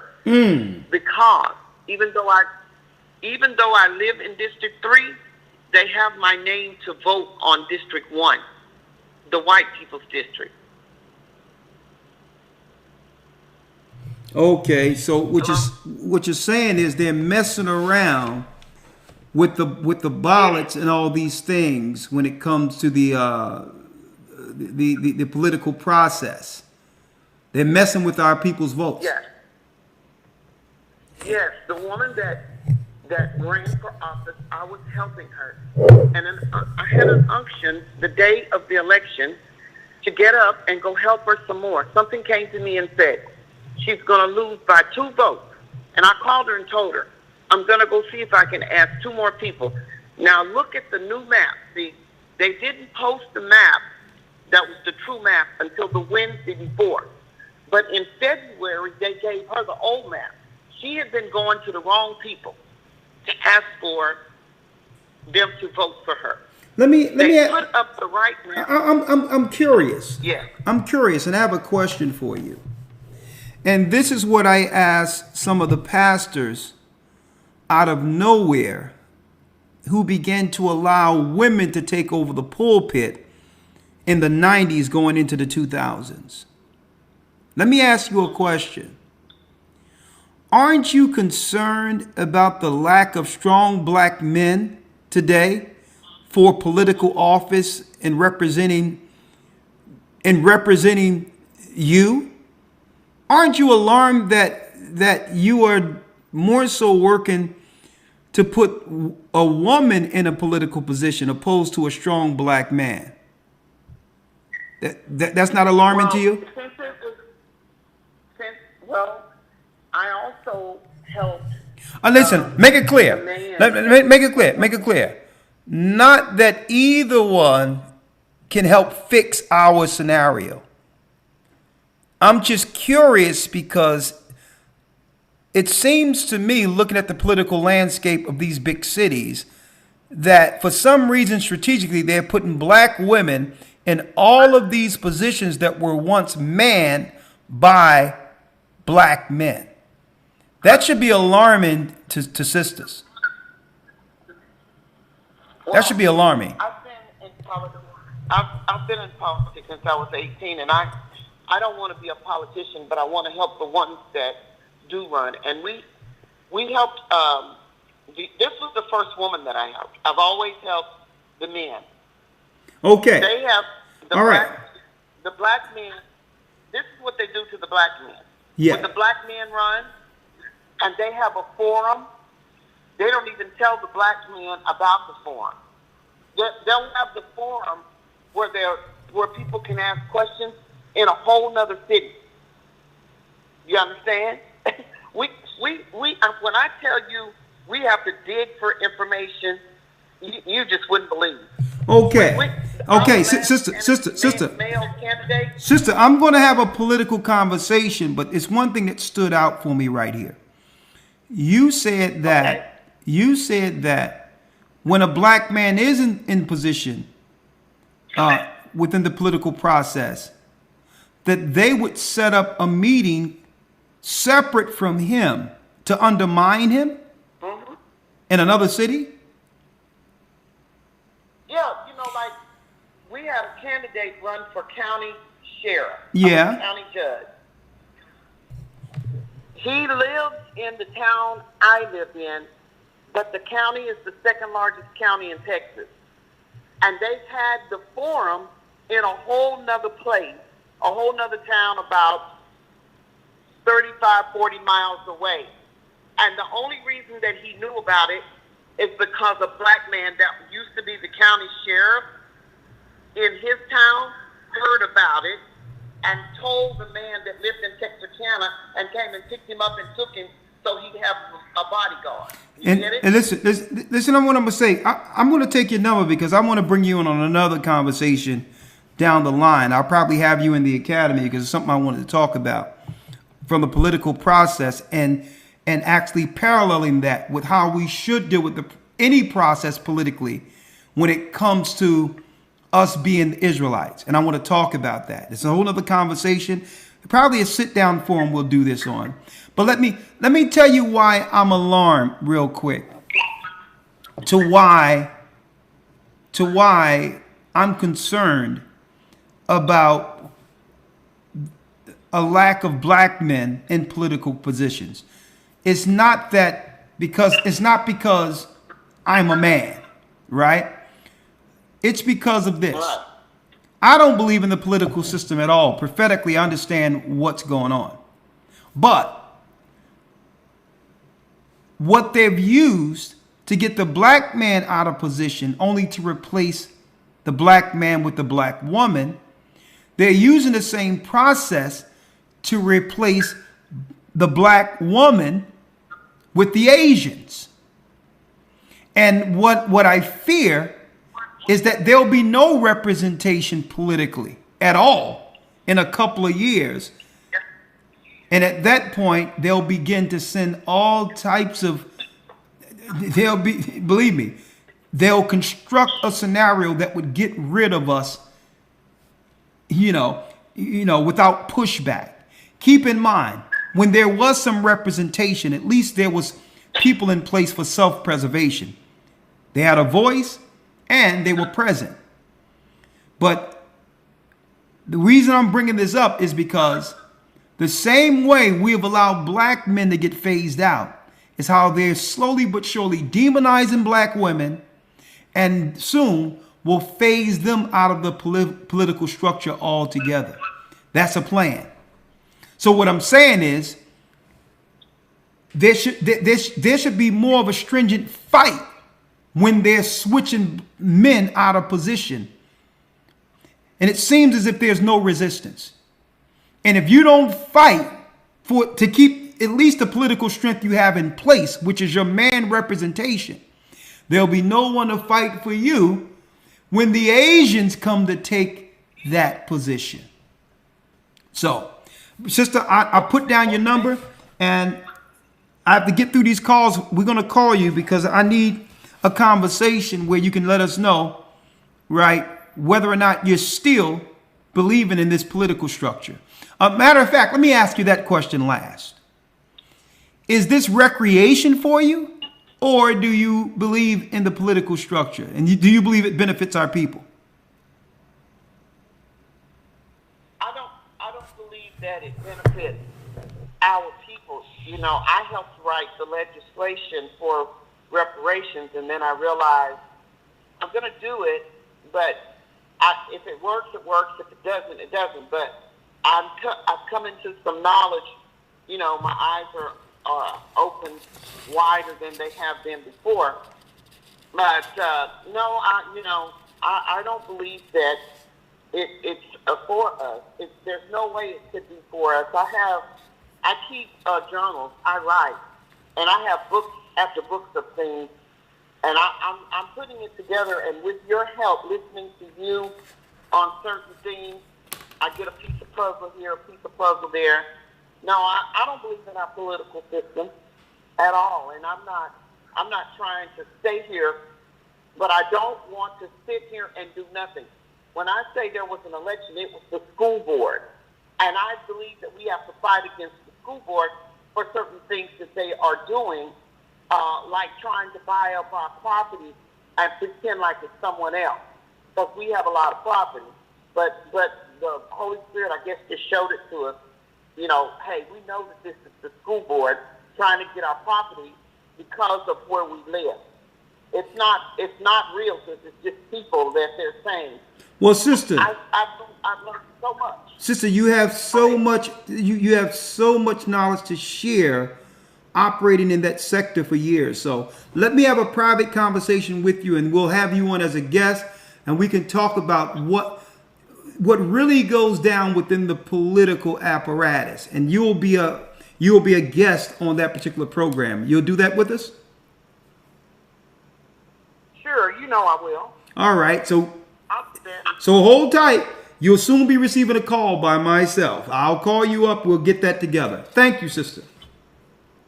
All right, bless you. Okay, thank you, Elder. All right. Shalom. Shalom. And see, and I want brothers and sisters to understand that knowledge is knowledge, right? I'm not underestimating a sister's experience and knowledge in a certain area. If it's for our people, if our people are operating, that's information that benefits the whole. So it's not really, you understand? I want people to understand that. I've never been a thing where it's, you know, if it's not coming from a woman, it isn't valid. No, our women are all up in the process, and they have the knowledge. They have a lot of knowledge, and if it can be used for the benefit of our people, male or female, give us the information. Thank you. Nick has a question. Hello. Hey, and she knows her stuff too. Shalom. How you doing, Nick? Hello, Shalom. How you doing? Well, I first want to ask because like I know when I last talked to you on live during the before the Passover, and you said you were going to call me personally. Okay. And I believe you tried to. Okay. And I didn't. I just didn't happen to answer the phone. Okay, you did what? Oh, I'm sorry. You tried to. You said you were going to call me personally before the Passover. And I was a young man who was talking to you. And you tried to call through the Waterbury Church. No, listen, brother. Real quick, you said that I was going to give you something. No, you were going to call. Call. Okay, what city and state are you in? I live in Manchester, Connecticut, and you live where? The Waterbury Church. I live in Manchester, Connecticut, and I'm a part of the Waterbury Church. Okay, now Connecticut. How old are you? 21. 21. Young man, powerful. Nick. Okay, Nick, you know what? I'll be calling you up tomorrow, actually. I'm going to put the date on here, and I'll call you up tomorrow. But other than that, I guess I did have somewhat of a question. Yes. And I just wondered that, I'm young, and I just wondered, why even, and I'm a Gentile, so I'm not an Israelite, but I wonder why even bother, looking at, if politics can be helpful, but I'm wondering why not even look at that? It's all going to, unless we can get the country to follow God, You know, it's just going to fall apart anyways. Well, let me tell you, Nick, why it must be discussed. Because our people's spirit is intertwined in it. And the Bible, why do you think the Bible stated that we're not to trust in Pharaoh or in Egypt? Because, well, I mean, I don't fully understand it. Yeah, let me drop it on you. That was really a rhetorical question. The reason why is because what they're not telling you is that our political system is really a religious system. It's a religious system that takes us away from our dependence and belief or in fear of our God. See? And this is why we must attack it and understand. Listen to what I'm saying. Politics. Let me give you some politics. In the book of Matthew, the Sadducees and scribes got together and says, let's get Christ out of the way, lest the Romans come and take our wealth and our place in the empire. So you have to realize politically, through influence, the government backs who can influence the people. So Christ was a political threat. This is why they wanted him dead. That's politics. Another thing, when they brought him before Pilate, and Pilate washed his hands. Pilate was really what? The high magistrate in governance. That's right, tasked and paid for by Rome to judge the matter. That's politics. But then Christ told us how to deal with politics, right? Because why? If you're under a government, there's no way to navigate from it. One way or the other, the political structure will affect you and your family's life. So you must understand the politics. But Christ said what? You render unto Caesar what is Caesar, and render unto God what is God's. Which means what? Think about this. You follow the laws, you pay your taxes, and you render unto Caesar what belongs to Caesar. But you are not to compromise your position with God for Caesar. You understand that? When they try to influence you concerning your position with God, they're overstepping their position in governance. Their governance is under the prince of this world. We follow the king, who's Christ. And guess what? And you cannot ignore the politics. Because if you ignore the politics, you'll be destroyed. And the example of that is... And also you wouldn't know prophecy. You wouldn't know prophecy. Let me give you another political scenario. Nero allegedly burned some shops in Rome and blamed it on our people who are Israelites in Jerusalem. And that gave them the political high ground to begin to police Jerusalem. And then after that, guess what? The prophecy says when Jerusalem shall be compassed with armies, flee into the wilderness. Well, that was a political initiative to have armies police Jerusalem. If we didn't know politics, we would have stayed there and gotten destroyed instead of fleeing into Africa. So you must look at the political landscape and understand it prophetic-wise, from the prophecy standpoint. And you can do that without participating in it or with it. It's a religious institution. They won't tell you that, but it is. And guess what? Yeah, that religious institution was established by who? The prince of the power of the air.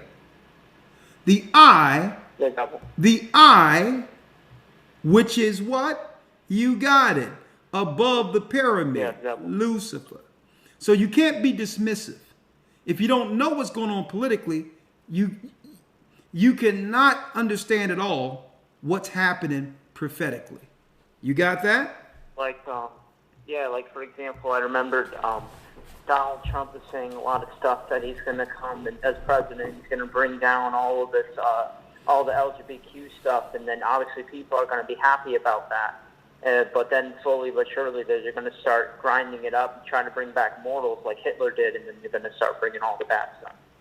Because during the Nazi Party, they brought back a lot of mortals at that time. But people believed in it, and then they turned it around. Well, Nick, let me give you some insight.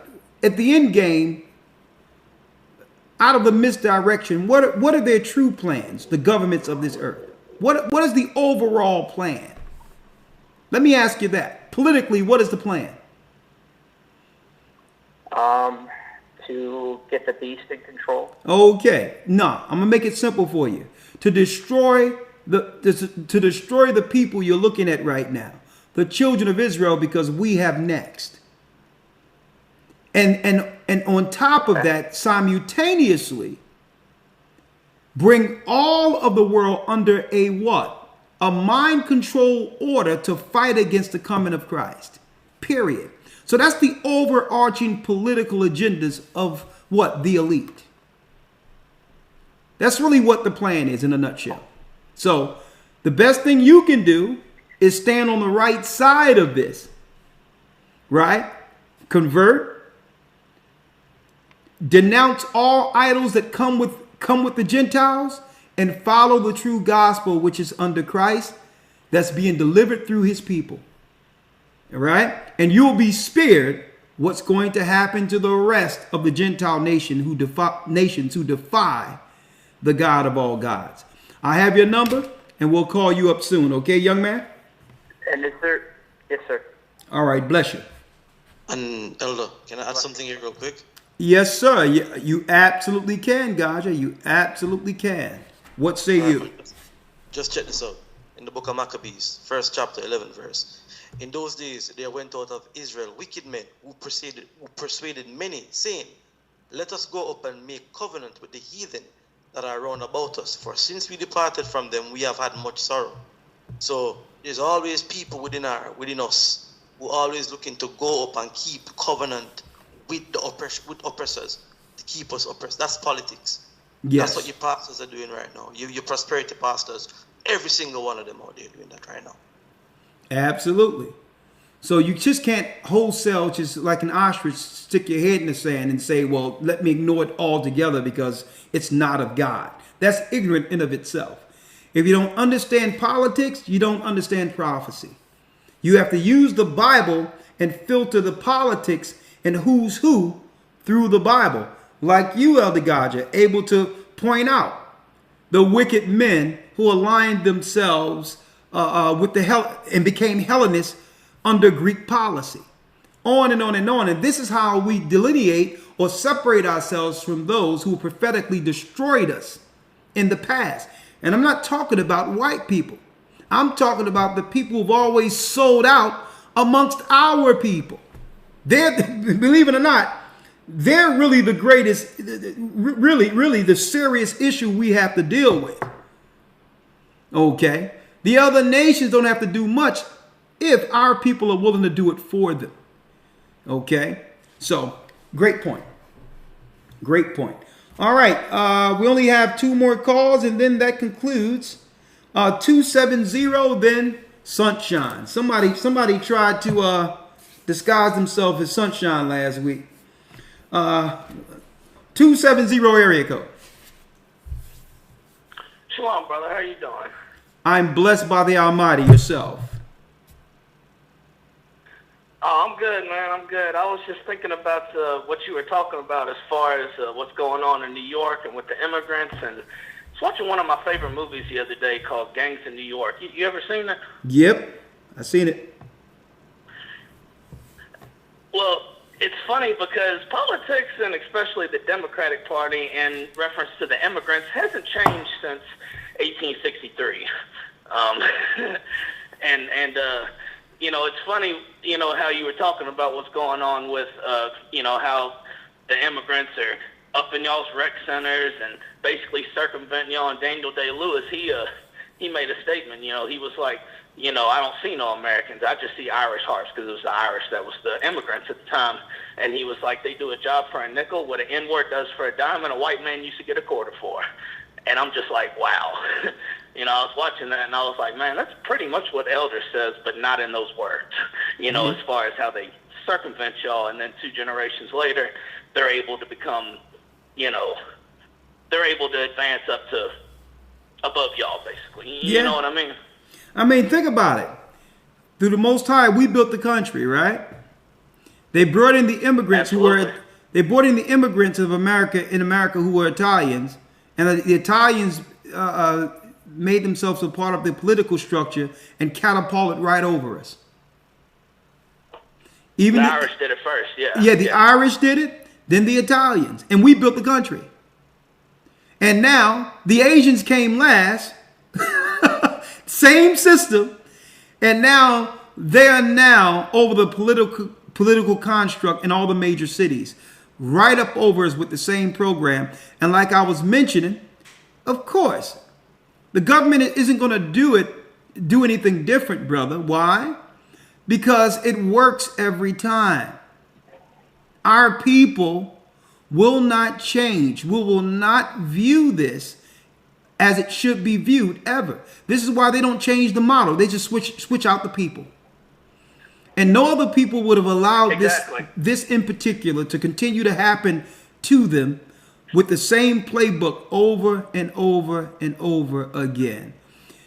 Let me tell you, if we're not, you gotta look at you gotta. I'm sorry. You gotta look at the ideology they're bringing in too. These Ukrainians and a lot of these Asians, they've been raised under communism for the past 70 years. You gotta keep that in mind too, of how that's going to influence our politics, especially within the Democratic Party, which is already socialist and communist to a certain degree. Listen, brother, if they had, I'm sorry, I didn't mean to interrupt you. No, that's fine. If they had time. If they had the time, real time, if they had 10, just say if they had 20 more years, in 20 years, if they had it, every black church in the United States would be turned into apartments if they had the time. It's over. I can see that. Listen, I can see that. They started with our schools. West Philadelphia is a loft now. They have luxury loft apartments in West Philly High now. And next it will be the churches. Church is going to be new apartments, or they're going to turn them into luxury apartments, or, you know, they'll probably use it for anything else. But I'm going to tell you, our people sold out. They've sold their souls. So great point, brother. I live in Tennessee, and I live in one of the red states, and I'm seeing, just for the past 6 months, I've seen so many homeless black women out, something I've never seen before. And I stopped and gave one $5 one time, and I just had to ask her, I'm like, what is going on? I have never seen y'all out here until a few months ago. Why are so many of y'all homeless now? Brother. And she was like, go ahead, I'm listening. We've gotten kicked out. Hey, brother, I'm telling you, you haven't seen anything yet, because now that they shift the legislation under black, brown, and minority and LGBTQ, let me tell you, my brother, that whole Section 8 in EBT game is about to change. I'm gonna tell you. Oh, I believe it because even though I'm white, my son is black. I'm a single dad. He's autistic, and I'm just like, how come I can't get anything? You would think I'd be first in line. He's 10 years old and still in diapers. What's going on there? You know, but yeah, they circumvented even the poor white folks. Let me tell you. Hey, I'm gonna tell you, when Esau can't get nothing out of the system, it's over. When you already know. I'm gonna tell you, when Esau is saying he can't get no stamps, yeah, this thing is about to hit. It's about to hit the fan, my brother. But you know what?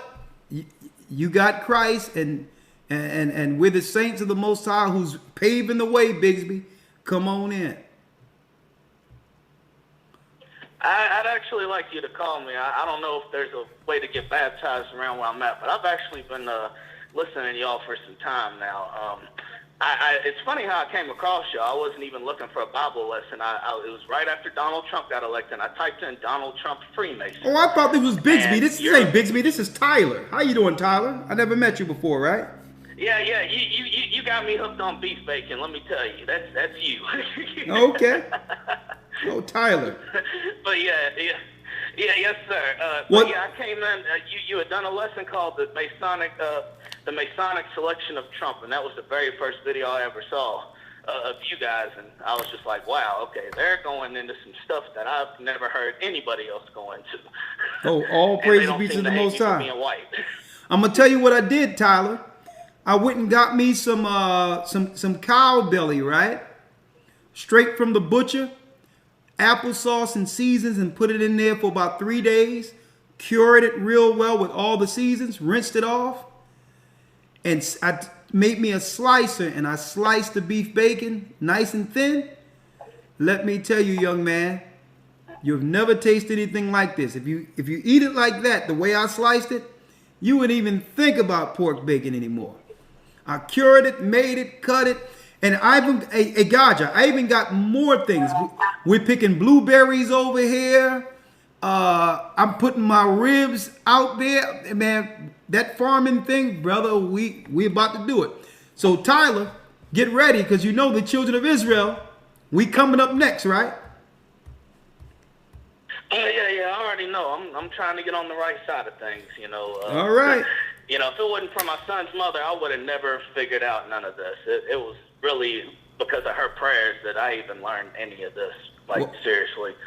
It's amazing, actually. She's no longer here, but... I'm sorry to hear that. Yeah, it's I mean, it's okay. It's okay. She passed around the same time your mother did, so I'm sorry for you too. But hey, man, you know, it still goes on. You know. Yeah. She was on dialysis, and she was just praying for the truth, and we were caught up in the Egyptian consciousness. We had a lot of friends that were involved with that, and then she's just like, man, something about that ain't right, and she just prayed to get it. And before you know it, she was in the hospital one day. I'm messing around on the internet, and I start coming across stuff, and I'm like, whoa, okay. It's the Bible that's true. It's the religion that's fake. I couldn't separate the two beforehand, you know. But all praises, all praises. Well, I appreciate y'all for what y'all do, man. I appreciate y'all coming out here every Wednesday and Saturday and continuing to do this year after year. I appreciate it.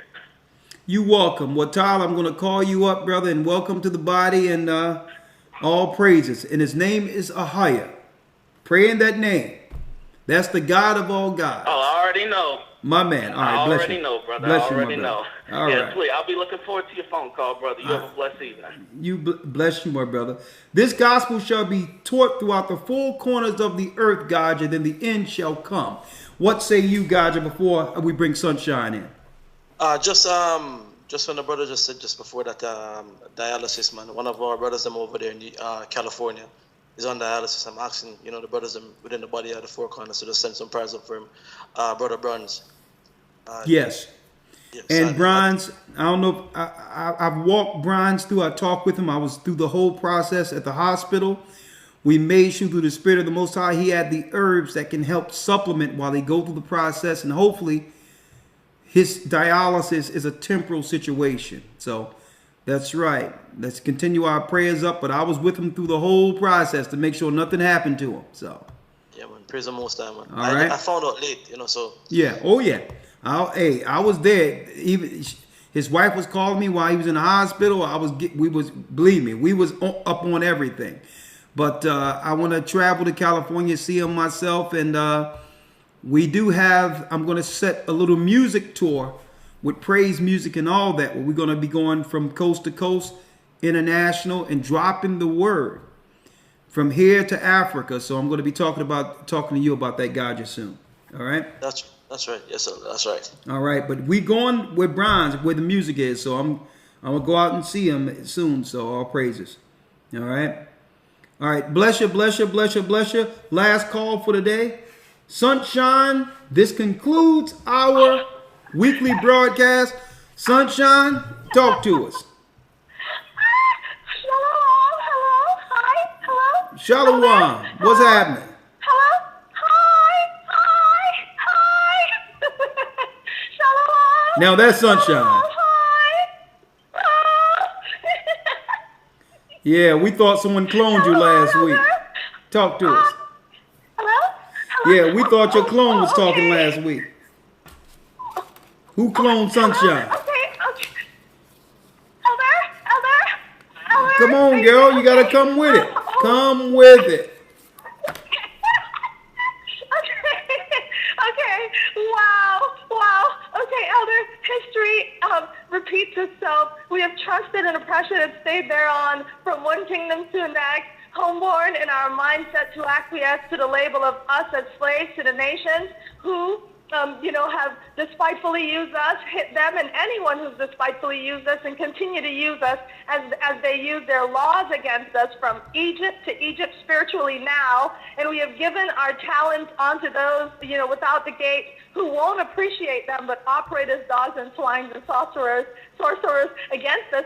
And when a moment to get out of the rut and the loop-de-loop is presented to us to be that light, we shun it and mock it and try to tear it down in our defiances and rebellion in our lives against our kingdom and our own power. And instead we lean towards on the wickedness and the consequences of our choices and coddle all the things that have torn us down, so that instead of rising to our rightful places in order and responsibility and legacy onto the third and fourth generation, we in essence claim victimhood in a proud look, and we act out of pocket and act the part and stake this claim to slavery and being abused and cursed generationally to avoid the righteous code that is everything in the law of God that would guide us, and we would be guided by the Spirit unto the day of redemption. But just like the times of Samuel when we rejected the freedom under our Lord and Savior and under our Father in heaven, we again envy the ways of the Gentiles, so the split kingdom is again split,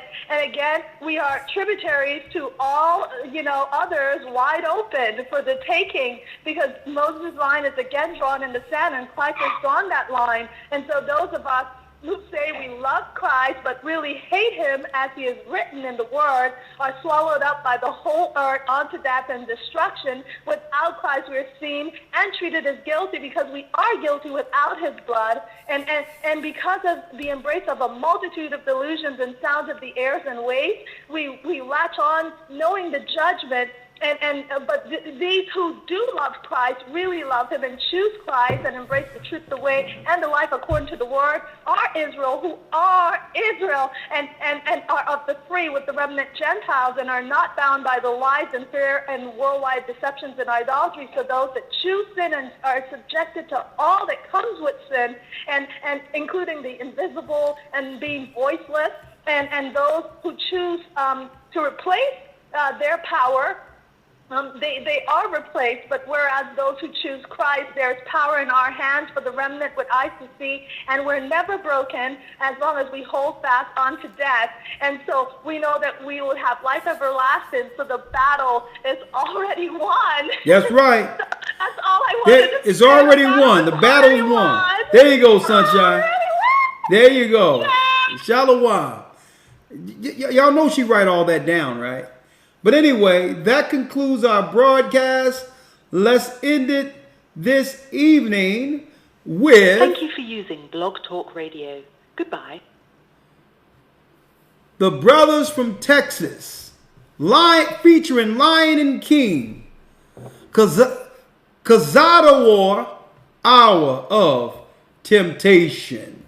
I'm going to call you up in a moment. Gaja.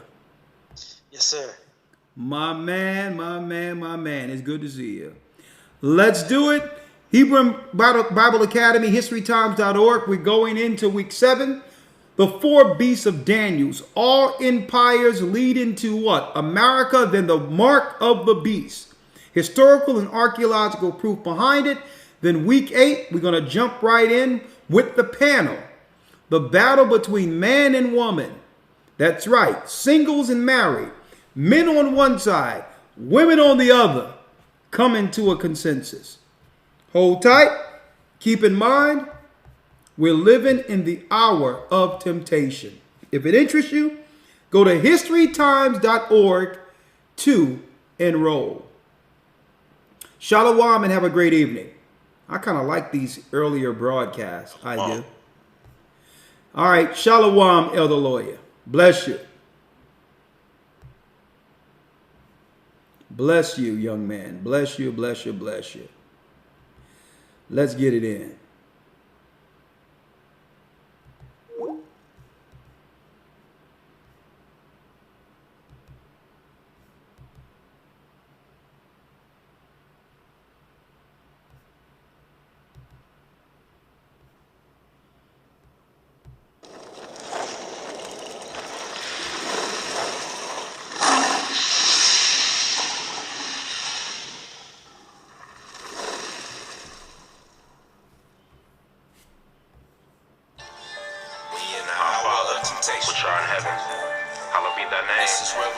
kingdom come, thy will be done on earth as it is in heaven. And this is revelation. Give us this day our daily bread, and forgive us our debts as we forgive our debtors. And lead us not into temptation, but deliver us from evil. I pray AHAYAH say, the Bible said else, man. Get it. Temptations coming, gon' fill up my cup. Feeling weak, gon' hit my line, knocking, I pull up 2 or 3. Ride in his name, and you know what's up. Demons flee when they hear the name. That's enough, it bring me peace. I'm not worried about so-and-so, I'm straight. Itching ears, people die daily, but I know in truth it's engineered. Tell them store rations, famine's coming, and the end is near. You gon' die as prophesied, they tell you not to mention fear. Players come and roll up your sleeves and take one of these. Seen the purge, never mind, you can see it in the streets. Get your passport, cause your ops coming. You need you a man, girlfriend, the cops not coming. Revelations been revealed, no longer with jigsaw. Hit the bank with a mask on and make a withdrawal. It's the new Babylon, baby, everything is legal. Change your name and your zip code and your chromosomes. Yeah, that's martial law, call him Jack Boo. Come to ink your heart on your sleeve like a tattoo. If you don't cooperate, you ain't see us on no street corners prophesying, telling you it might pop up today. Pray the Most High, keep a hedge around me. High time, I gotta see this what the prophets wanna see. See my own family turn their back on me. Enemies screaming peace when we know what that means. Whoa, we in the hour of temptation. This is revelation, baby. We in the hour of temptation. And this is revelation. Time flies, it's getting real about a minute. The righteous will remain, you be taken if you sin it. The evils will increase, this is only the beginning. As in the days of Noah, he's coming for a remnant, as it was written. The most are sending plagues on this earth as before. Even the people you love the most, the Bible said it turn to foe. Protect your family, keep them close. Resident evil creeping close. Still sleep, you don't want to see. If you woke, then you gon' know when it be time to go. Ain't gonna be stopping, no. The enemy watching close, but the most I got is though. Better get your mind right, this all happened before. Remember Lot's wife and Noah, it's right at the door. The ear is near, it's real. You got that still, but it won't matter unless you seal with the Holy Spirit, and that's for real. I'm just keeping it 144. Yeah, your soul on the line. I just wanna put it on your mind. Now's the time to draw the line. I don't speak with riddles. It's left or right, no middle. Oh, you wanna be hot and cold? You don't wanna be turned to spittle. You block your blessings, trying to live your life just like the wicked. You tripping. They time is ending while I was beginning. It's written. The opposition, man, we on the mission. Repentance. You ain't forgiven if you ain't forgiven. You get it? Don't spend your life living in competition. If it ain't by Christ up in your life, then you must keep your distance. YASHAYA, my king. AHAYAH, my papa. Rawak, my mama. Not all that power, nada can stop us. We good. Endure this fight, and as always, don't stress, stay blessed and get your mind right. Get your mind right. Get your mind right. Get your mind right. We in the hour of temptation. This is revelation, baby. We in the hour of temptation. And this is revelation. Time flies, it's getting real about a minute. The righteous will remain, you be taken if you sin it. The evils will increase, this is only the beginning. As in the days of Noah, he's coming for a remnant in his white linen. It's about damn time, it's consummation of times. We judging Optimus Prime. Your cousin dropping the dime, so you in the coat. Well, like that folk Christ said, all hell about to begin. Before we crack, I'm warming up and sitting on shares just like a hen. Before the cock crow, they gon' knock down dogs. No Pimp C, Lil Kiki, Cyclops like Skull. See the beam in your eye, I can spot that mold. Plus the vengeance of the Lord, plus Christ my home. Ready to insert they medical mercs. They ready to purge, then put up the hearse. They prophesying for the profit, but the people sign with no profit. See, I'ma tell like lobsters. You a shrimp, scampi, and pasta. But the hope when you run, no eyes are cold. Blow the trumpet because some might not know. It's still like a diamond. We racing 1,000. The 7 is climbing. We on heavenly timing. Better get it shaky if you can't run from a dog. AHAYAH was on, you know, we roaming the woods like a hawk. Decomposing their motors like them other parts that be under a law. We can see in the fog. We the chosen, not folding a hopeless media fraud. Wizard of Oz, take heed to the call. And not obey the voice of my teachers. That means during the whole process, the teachers were given instruction.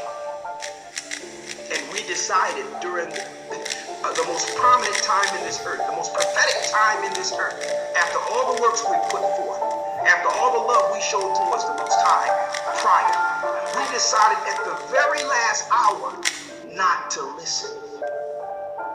He set up teachers to instruct the people.